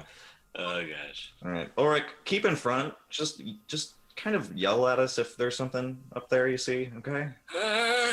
No, is there something? No, I was just practicing. Oh, sorry. Okay. Yeah. Roger that. All right. God will lead our way. As you guys are making your way down this chamber or down this hallway, you see that it's certainly not like what you visualized what you saw in your vision, Gurney, but this is like it looks like this was a temple hallway at some point. However, it has clearly been disrespected and defiled. There are many every so often there are bodies that have been strung up here. Some of them have been here for a very, very long time. Some of them are more recent. And as you're passing, most of them are missing clothing and armor and kind of desiccated down, like mummified corpses. However, you notice there is on your left hand side there's a man. He's just hanging by one arm, sort of from the ceiling against the wall. He's slumped down, definitely dead. But you can see it looks like whatever he had a bag or something that was with him, and it seems to have spilled its contents on the floor. Gurney, you actually are the first one to recognize this style of bag is very familiar to you. Oh. I'd like to see what was in the bag, or is now spread across the floor. It is the bag itself is sort of like a shoulder slung kind of messenger bag. It has a few different pockets and some metal rings for hanging things on. It's been kind of torn open or eaten by rats or something, and its contents. Some of them appear to be papers. You can see one or two scrolls. And at least four strange sort of strange square shapes that have been scattered along the floor. You actually have a bag that's very similar to this. It's kind of a very common sort of messenger bag or one used for carrying papers and maps and that kind of thing. Gurney just shakes his head. He just sort of picks up all the stuff that he can and puts it into his bag. He looks at a few of the scrolls just to see what they are, and then if he can, he's gonna take the bag off the dude. Okay. The first scroll that you open, you recognize it's not. If this guy was an explorer, his drawing style was very different to yours. There wasn't really ever a standard notation that people like to use, though there were a few symbols that you guys that you would every so often kind of leave on the walls or something to try and, or like write on the floors to kind of share notes with other people who might be passing through. Oh, yeah. But this guy's actual drawing style is very different, and you see there appears to be, it doesn't seem to be much in the way of actual map drawing, though there appears to be a thing that he has drawn. You can't make it out. It's not, you've never seen anything like it. You have no idea what it's supposed to be, but it appears to be it appears to be a very, very tall structure. Does not look organic, and it looks like it has these strange things that from his diagram are designed to like lift up these what appear to be tube-like sections up the side of it. It's hard to really place exactly what it is. You can see there's various connections and other things. You've never really seen anything like it, but it seems to indicate some sort of tower that houses this thing. But if any of the information here has been either smudged or destroyed. And he sort of just looks at the fellow's face, and he just sort of like mumbles out loud, like, "What are you doing here, bro? How did you get here?" And he just sort of tucks everything very neatly, very respectfully back into its bag, and he just sort of like, he just reaches up and just brushes the guy's, I guess it's a guy, hair out of his face just to get a good look at him. Just shakes his head. You see that there is, as you brush the hair out of his face is emaciated and sunken. No. He has something that has been carved into his forehead. What's that?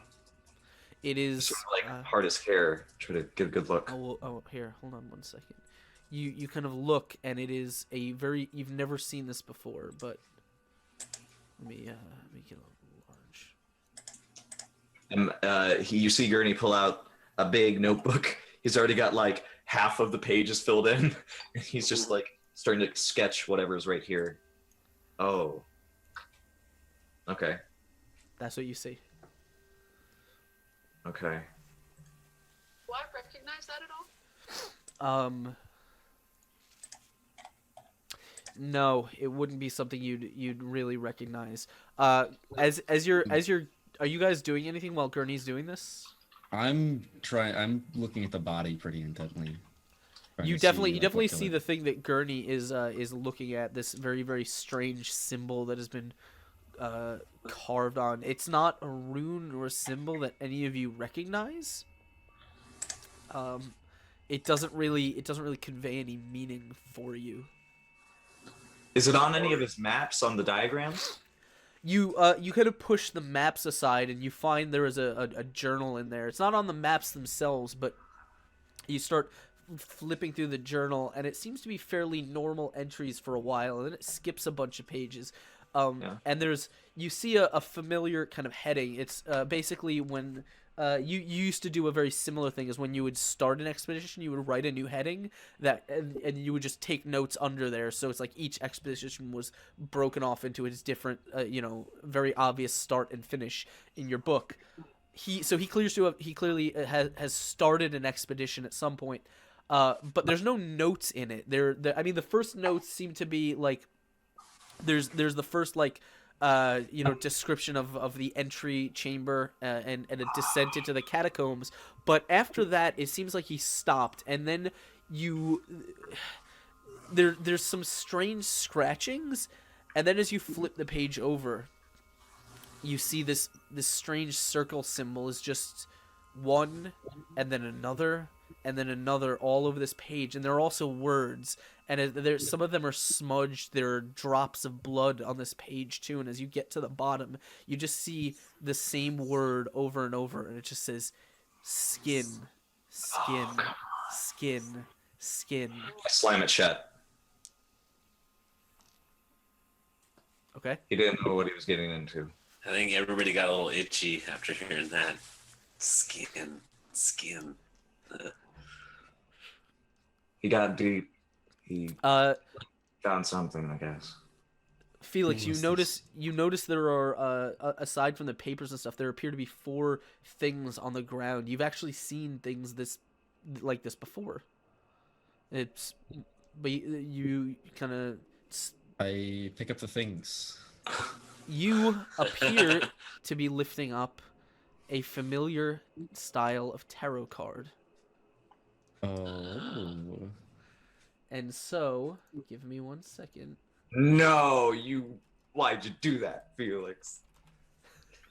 I mean, Cool. someone No. donated for it. They had to do it. Oh, I'm assuming shit. that's what happened. There's a thing on the floor. I pick up the thing. It's your doom. Hey, the last card that I picked up was the Sun card. It was perfect. That is the card. That is the future that we want, right? Nice. The future you're gonna get. All right. Now let's see if. The rest of us. Oh. Ulrich's standing on alert while everyone's kind of inspecting all this stuff. He's kind of just Yeah. looking down the hall, making sure there's no one approaching, just listening for that kind of stuff. All right. So I need you to roll me a D52. While you do that. Oh, I got one of those in my pocket. Yeah, there you go.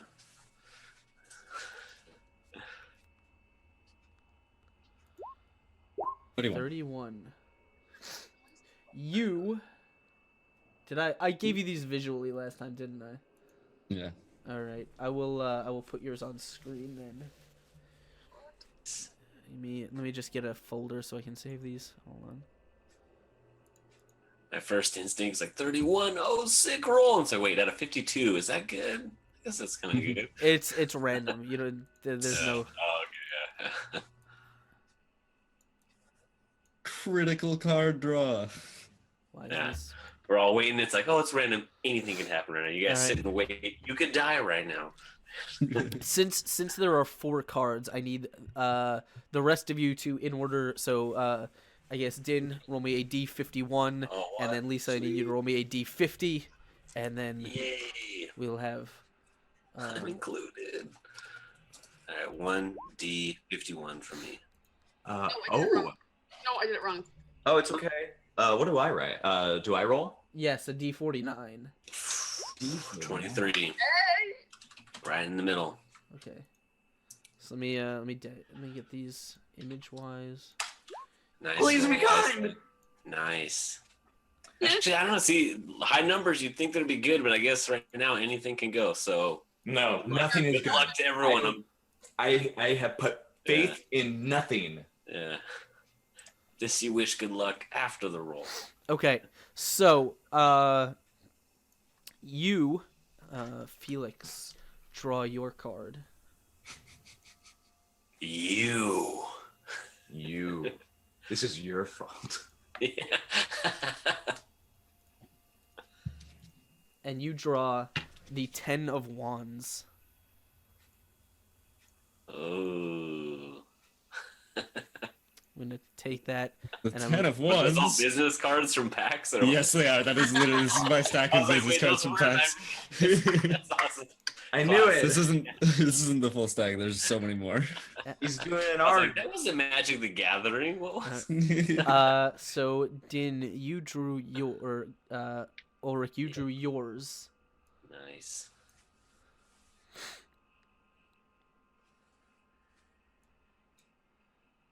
Gurney does a magic trick while he draws his from his chest. You draw the High Priestess 2. Ooh. Nice. That's cool. Is that good? And for those of you, as I'm drawing these, for those of you who don't know, these cards are very, very strange in the sense that, first of all of these were given to us by our fantastic friend Tunarth, who wanted a Harrow card for everyone. The way these work is these all function as prophecies. You draw the card and its interpretation is nebulous, but it foreshadows something that will happen to you or that you will encounter or overcome.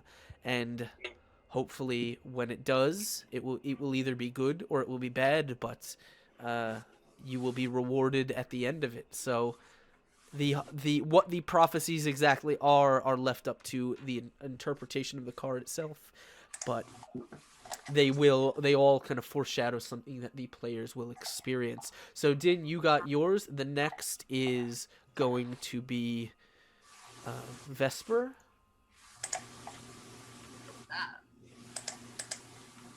What do you got? The Queen of Pentacles.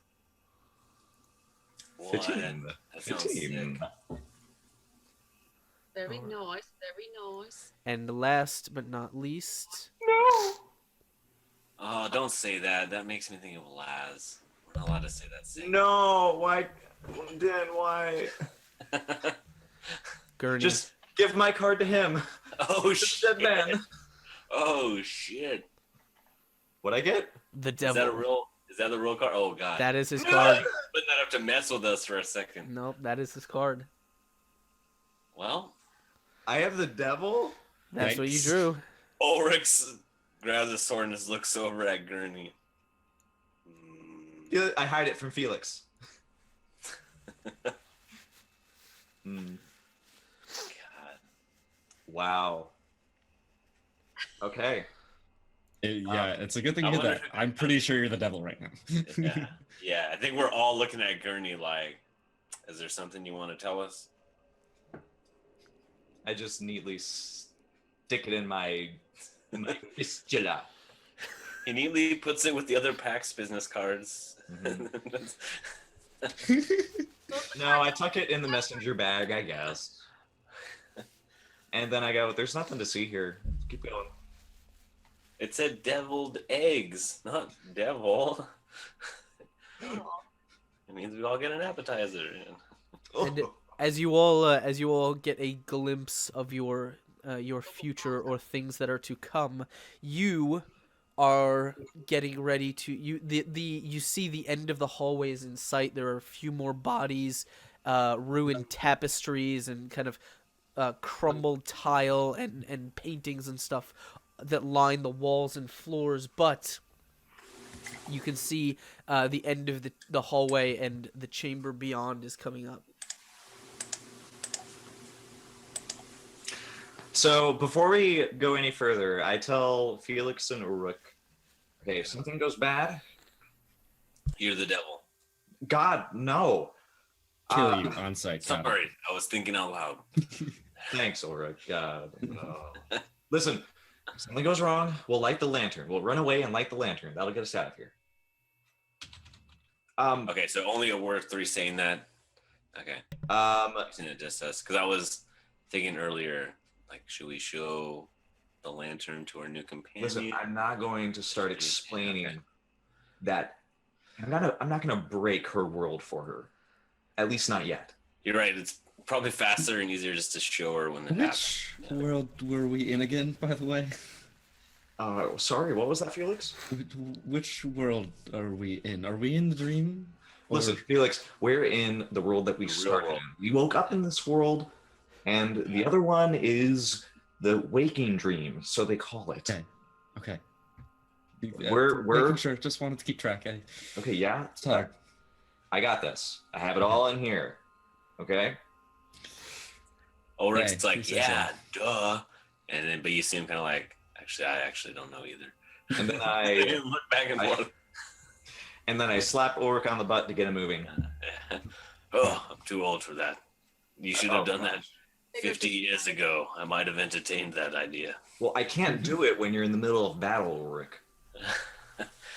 You're not the first little boy to tell me that. Ah!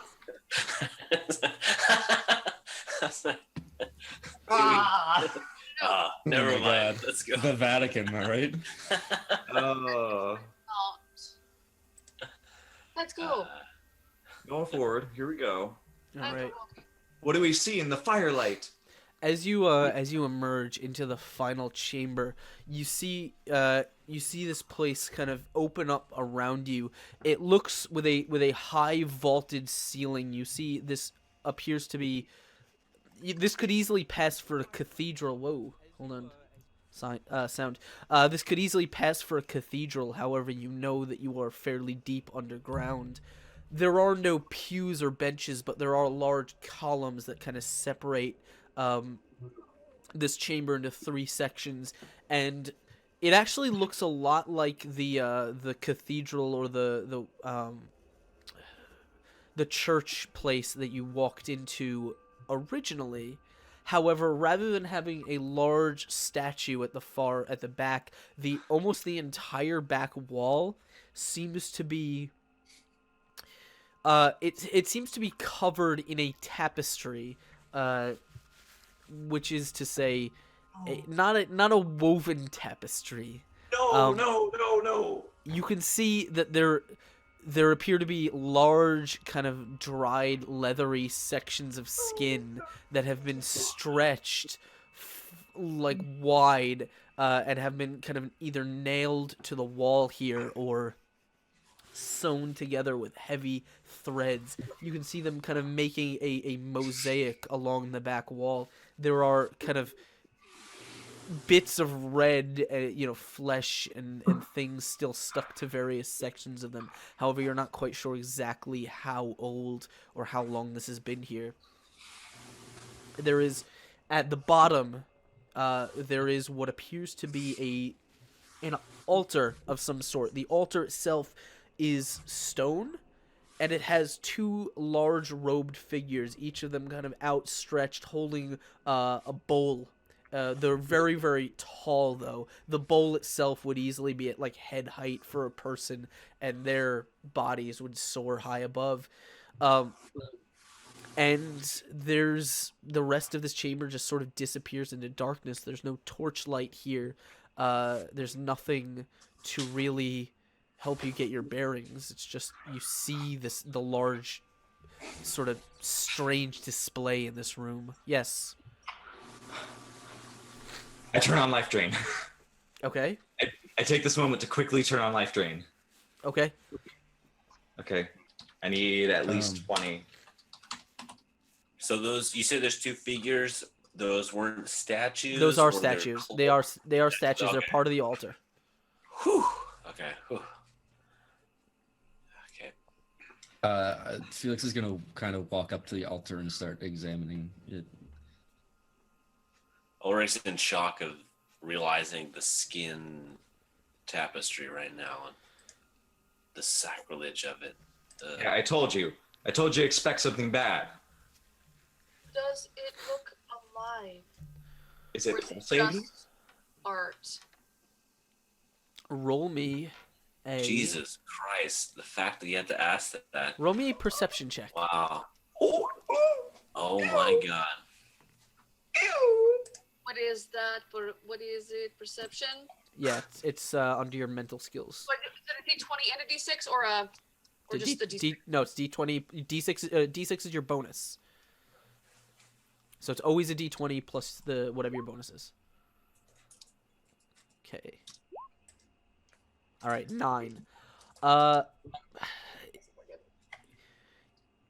You're not sure. Some of this flesh that is still attached to these strange displays are kind of glistening and wet. You actually see, however, near the bottom of this thing, a few feet off the ground, but behind the altar, the skin that is stretched on the wall appears to be attached to an almost entire flayed corpse. So the corpse is stretched like this. It's kind of glistening red musculature, visible and wet. Its skin is kind of like opened up and attached into this sort of tapestry as it's.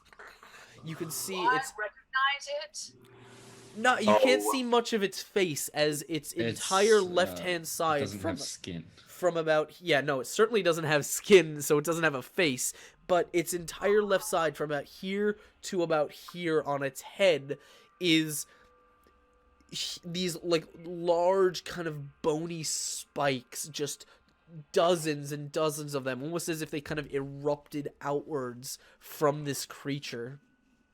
In what was most likely an agonizingly horrible transformation. Its other arm seems to end in a, like, at the elbow, as it's you can see there is the skin stretched out, but where it's the forearm would be, you could just see these long sort of sinuous tendrils that are just kind of covered in little bits of bone that like dangle down towards the floor, and it's just Breathing? Felix. you'd have to get closer to see. You don't know. Felix is gonna try and sense if it's got a pulse, if there's blood running through its veins. Okay. Ulrich's gonna look for a sconce or some sort of something to throw at it. You can find it. You can find there are 2 braziers at either end of this altar, like cold Alright, I'll braziers. walk while he's analyzing it. I'll walk to one of those braziers. I'm sticking close to Ulrich. I'm not getting too close. I'm just checking from afar. Okay. Get close. As you stand on the other side of the altar, you kind of try and tune everything else out. Give me 1 second here. And as you begin to tune everything out, you focus, and you expect, you can identify things, pulse here, a pulse there, and you slowly one by one tune them out. And as you turn your attention towards this wall, you hear the of blood rushing, but you're kind of trying to pinpoint it. It's not just in front of you. It's above this way. It's above this way. You're trying to get your focus. You're trying to kind of bring all your senses to bear, and it takes a little while for you to kind of grapple with these noises and this feedback. But after about a minute of this, you realize blood is pumping through not just this creature, but almost this entire wall. Yeah.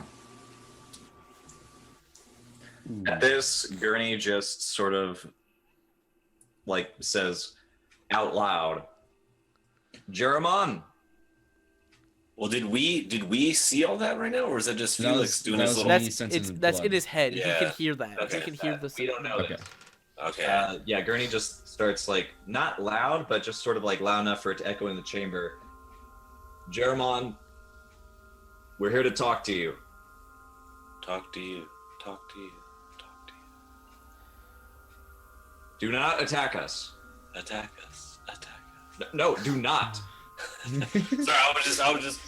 I'm in the ambiance. I was being the echo. I was like, do not. I was just helping with the immersion. Thanks. I appreciate it. Is there? There is no response. I'm going to try and look at this flayed man in front of me and say, "Are you alive?" Ulrich's like sees him walking up. He's kind of like, all right, I'm gonna wait till he talks to it, and I'm gonna start aiming to throw one of these sconces. I take the torch and I light the bronzes. The bronze. The Brazier. Brazers. Light me up. Light me up, Gurney. I'm gonna toss some of these. Attached to the wall is just living like.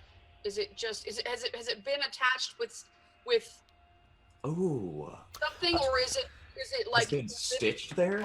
So Right. okay. Smart.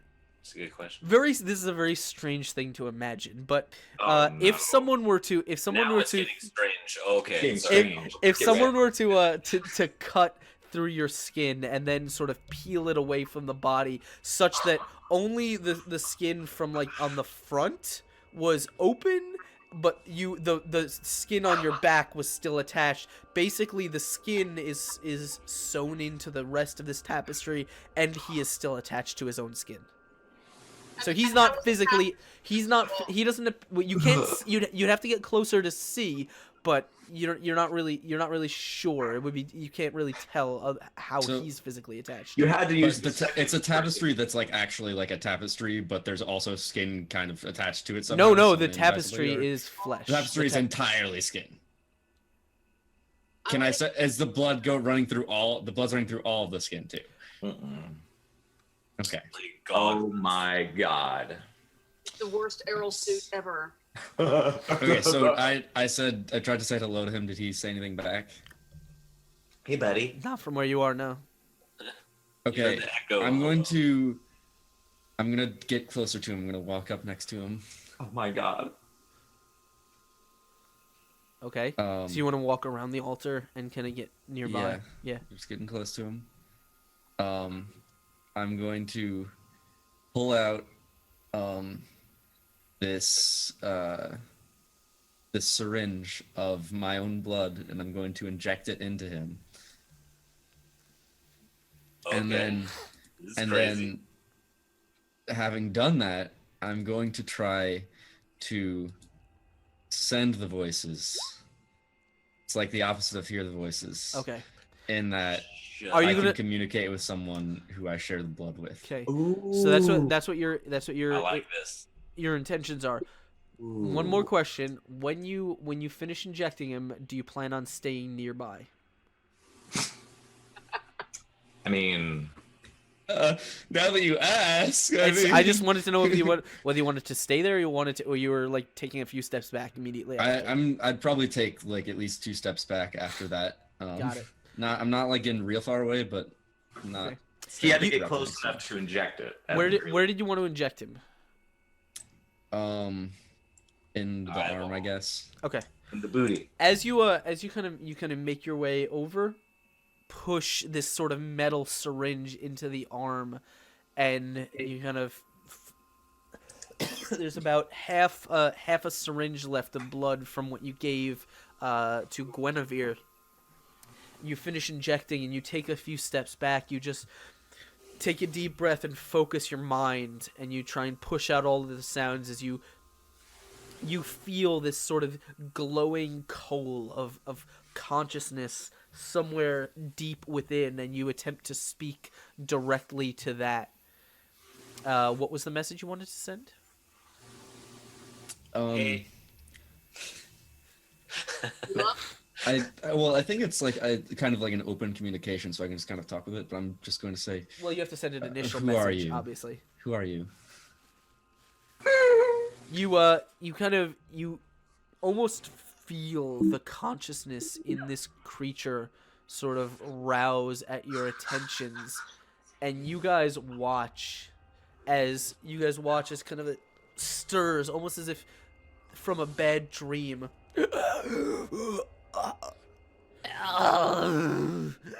You could hear its breathing is kind of wheezing. And then as it's twisting its head, clearly in pain, almost unable to move because of this bone growth out of the side of its body. And as it does, you feel Felix, you feel yourself reaching out to its mind, and you say, you kind of send your message to it, and you just hear back after a long silence. You just hear back, "Kill me." And as you're kind of hearing this, you guys around him are watching in silence. As all of a sudden, this thing with a rips its arm away from its skin. There's just a kind of a blood splattering against the floor as it then like with a pulls its back free, and as it drops down to the ground, you can see this kind of completely flayed creature has just ripped itself free from its own skin and cranes its kind of creaking, kind of broken neck towards you with its jaw slack and open as it lets out a wordless scream, eyes full of terror as it glances at all of you. That's where we're gonna end it for tonight. Poor thing, I didn't get to do it. Okay. That's how he wants it. This is how he gets you. This is. Oh man, so that is where we're going to end it for tonight. I think that is probably a good place to end, because we are coming up on 12 o'clock, and of course we want to save some of this for next time. Let's find our music and let's put our music back on. But seriously, I hope you guys had a good time. I hope you guys enjoyed yourself. Don't run away just yet. Just because we're done with the session doesn't mean we're done here. We've got some cool stuff coming up, and then we're gonna host some friends. We're gonna go on a raid, do all that good stuff. But while I go put some music on, let's go around to our cast and get some thoughts and impressions on the session, as well as do some hooks and plugs. So why don't we start in our usual order? We'll start with well, no, you know what? Why don't we start with our newest companion for the night, Lisa? Why don't you tell us a little bit about what you thought of tonight? Oh my god, it was so much fun. Yeah. You had me at the description a couple weeks ago of the one of the morticians with his Edward Scissorhands, and I was like, oh, that's amazing. You haven't even seen the drawing that I did of that guy. And I still don't even know exactly what's going on yet, which is really, really, really fun, and vice versa. So that's also really, really, really fun. Oh man! Welcome to our world. But I'm Danger Lily on Twitch, and I'm Lisa Bell on Twitter, and I'm a voice acting nerd, and this is amazing. Oh man, I don't have it. Want to jump in? Thank you. No. I was just gonna say I don't have a proper shout out made. I should have probably gotten on that at some point. But yeah, definitely go check her out on Twitter. I guess if you wanna type the link in chat, you can type that for everyone. Let them know who you are, and they can go say hi. And of course, thank her for hanging out for us because we had a blast tonight, and we hope that she will be with us for many, many more sessions just like this one. Unless I die horribly, which will be also epic. No, I'll save you. I guess I'll try. Oh Can't man! wait to find out what the rest of everyone's special party tricks is, because it's so cool. Awesome. Yeah. Absolutely. Well, thank you, Lisa, for being here, and we look forward to you being part of the Exploding Dice crew here. What about you, man? We'll go back to Speedy. What's up, man? What do you think of tonight? Oh my god! That's just all I have to say. Literally every time. It's so messed up. Everything. Yeah. Lisa, thank you for coming out. I love your character. I'm excited. A character without blood is not something Felix was expecting, for sure. So that's definitely really like interesting and cool. But yeah, this is so intense. I am scared. Yes. That description at the end was just like actually terrifying. Scared. So, Jesus Christ, it's just every episode I like think it can't be like one upped, and then it is. Yeah. Thanks. I'm Speedy, by the way. You can find me on Twitch and on Twitter as Not So Speedruns. I'm a variety caster. I play a bunch of different cool games. I like to do a lot of indie games, and I also do D&D on occasion. So on Sundays, I have a series of one-shots starring guests, guest DMs, guest players, and everything, including Mr. 4 right somewhere on the screen. He's going to be DMing our episode tomorrow. As well as joining me on our Monday session of D&D, which is a continuing campaign. He has just come on because we just had our previous GM step off. So I'm taking over as GM. Forrest taking over. So proud of you. Yeah, so proud of you. Thanks. Yeah, absolutely, come check me out. Awesome, Thanks. man. Yeah, his Yeah. links are in chat, and his I've been watching his stream when I can. Speedy gets up to some good shit, so go follow him and show him some love, man. Who is up next? Din Money. How's it going, man? What did you think of tonight? Really good session. Again, welcome, new person. Thank you so much for joining us. Excellent. That was your Such a favorite good round. money. Yeah. Oh, that was so cool. Like, I'm glad we got to do some action in the beginning. Oh, it was good. That was a nice battle. I'm glad I got to use some of the rage power and stuff. Whew. But yeah, again, the ending. This new creature we're facing, I'm a little nervous about. Some giant enveloping skin. I don't know how we're gonna face that. I don't want to have Such a nightmares. nice word. So, yeah, let's not even think about it until next week. That's a problem for future Din. I'll worry about it then.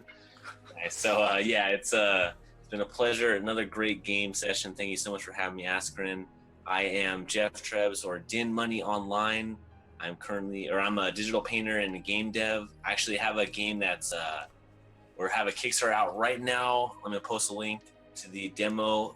Super awesome game. If you like the fantasy genre and all this D&D stuff, definitely check out my game Faulty Apprentice. It's like a comedy, interactive visual novel, a lot of good stuff. Kickstarter, we've already got 75%, I think, already in the first 4 days. So we're going really strong. Thank you so much for everybody here for the support. Speedy, Askren, really appreciate you guys giving me shout outs and helping boost it online. You guys are awesome. And yeah, definitely check out my stuff. Happy to be here at Din Money Online, Twitter, all that good stuff. Absolutely, man. Yeah, definitely go. If you guys like the show, go support him. He's doing that big stuff with the game, and I played the demo. I was hanging out with him in the stream last night. It's a lot of fun, and I mean, it's just really cool. Just to see someone who's doing really cool artwork and game design. So go support him. Show him some love. He deserves it. And last but not least, 4-man, what did you think of tonight? So, thank you. Thank you, Felix. Thank you, Speedy, for showing everybody exactly how I feel inside. My insides are quivering.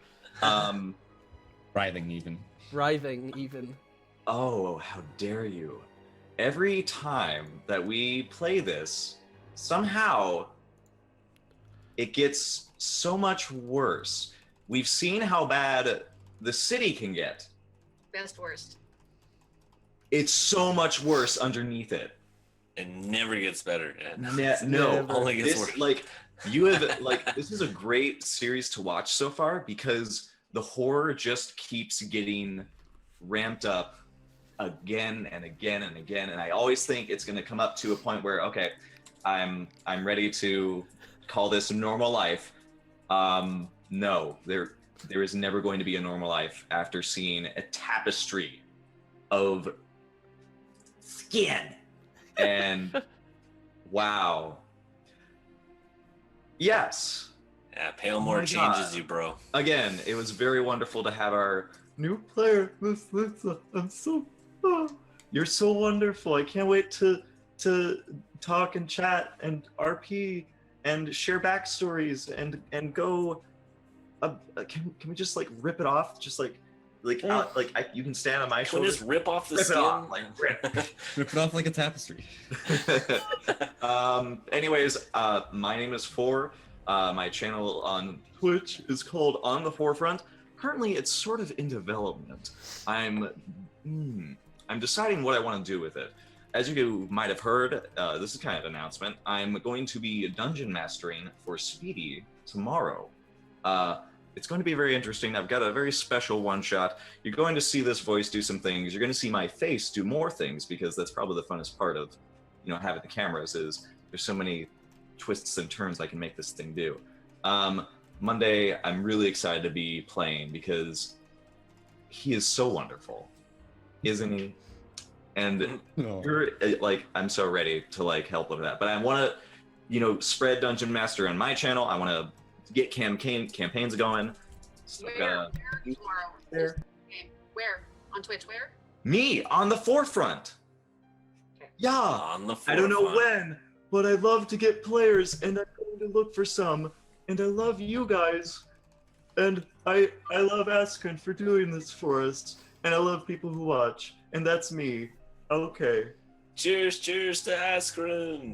Cheers to Askren. Good Yeah, job. he did put it all together. Cheers. Thank you, Askren. Yeah. Oh man. Well, his Twitter is in chat. So if you guys want to play some D&D, go hit him up, man. Tell him you want to play, and you can play with 4. It'll be awesome. But seriously, thank all you guys for playing. For those of you who don't know, my name is Asker, and I am the host and dungeon master here on Exploding Dice. Where we have live D&D every Saturday and Sunday, as well as we do Map Mondays, where I make maps in Photoshop with you guys and hang out. We also have Fuzzy Dice, my Dungeon Master talk show, out every Tuesday, where I hang out with nerd celebrities and cool people, and we, talk about role-playing games and stuff. So you definitely come check those out. All of those are at my Twitter, !social. It's just at Asker, and you can hit us up there.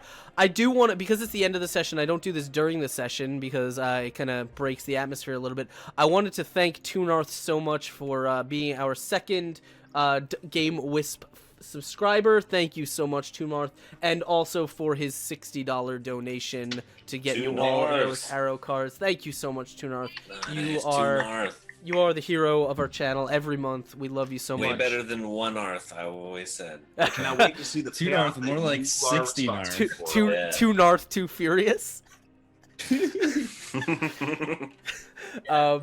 Nice. So seriously, thank him. Thank you so much.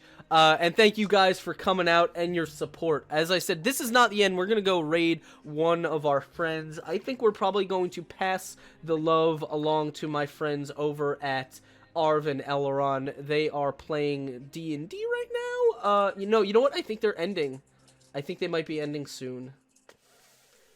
You know who I haven't said hi to? Let's go raid Lorelania. I haven't said hi to her in a while, and I know she's been doing some stuff recently. She's playing Heroes of the Storm right now, but Nice. She's gonna need all the support she can get then. yeah. So here's what we're gonna do. I'm gonna drop that in chat, !raid, and you guys are going to go hit that link, show your love and support. There it is, !raid Lorelania. The link is right there. And check her out. Show her some love. Make sure you type Exploding Dice Raid in the chat. We are going to, we're going to get out of here and we're going to go host her. But as always, thank you guys for hanging out. Thank you all. I hope you had a good time. I know I certainly did.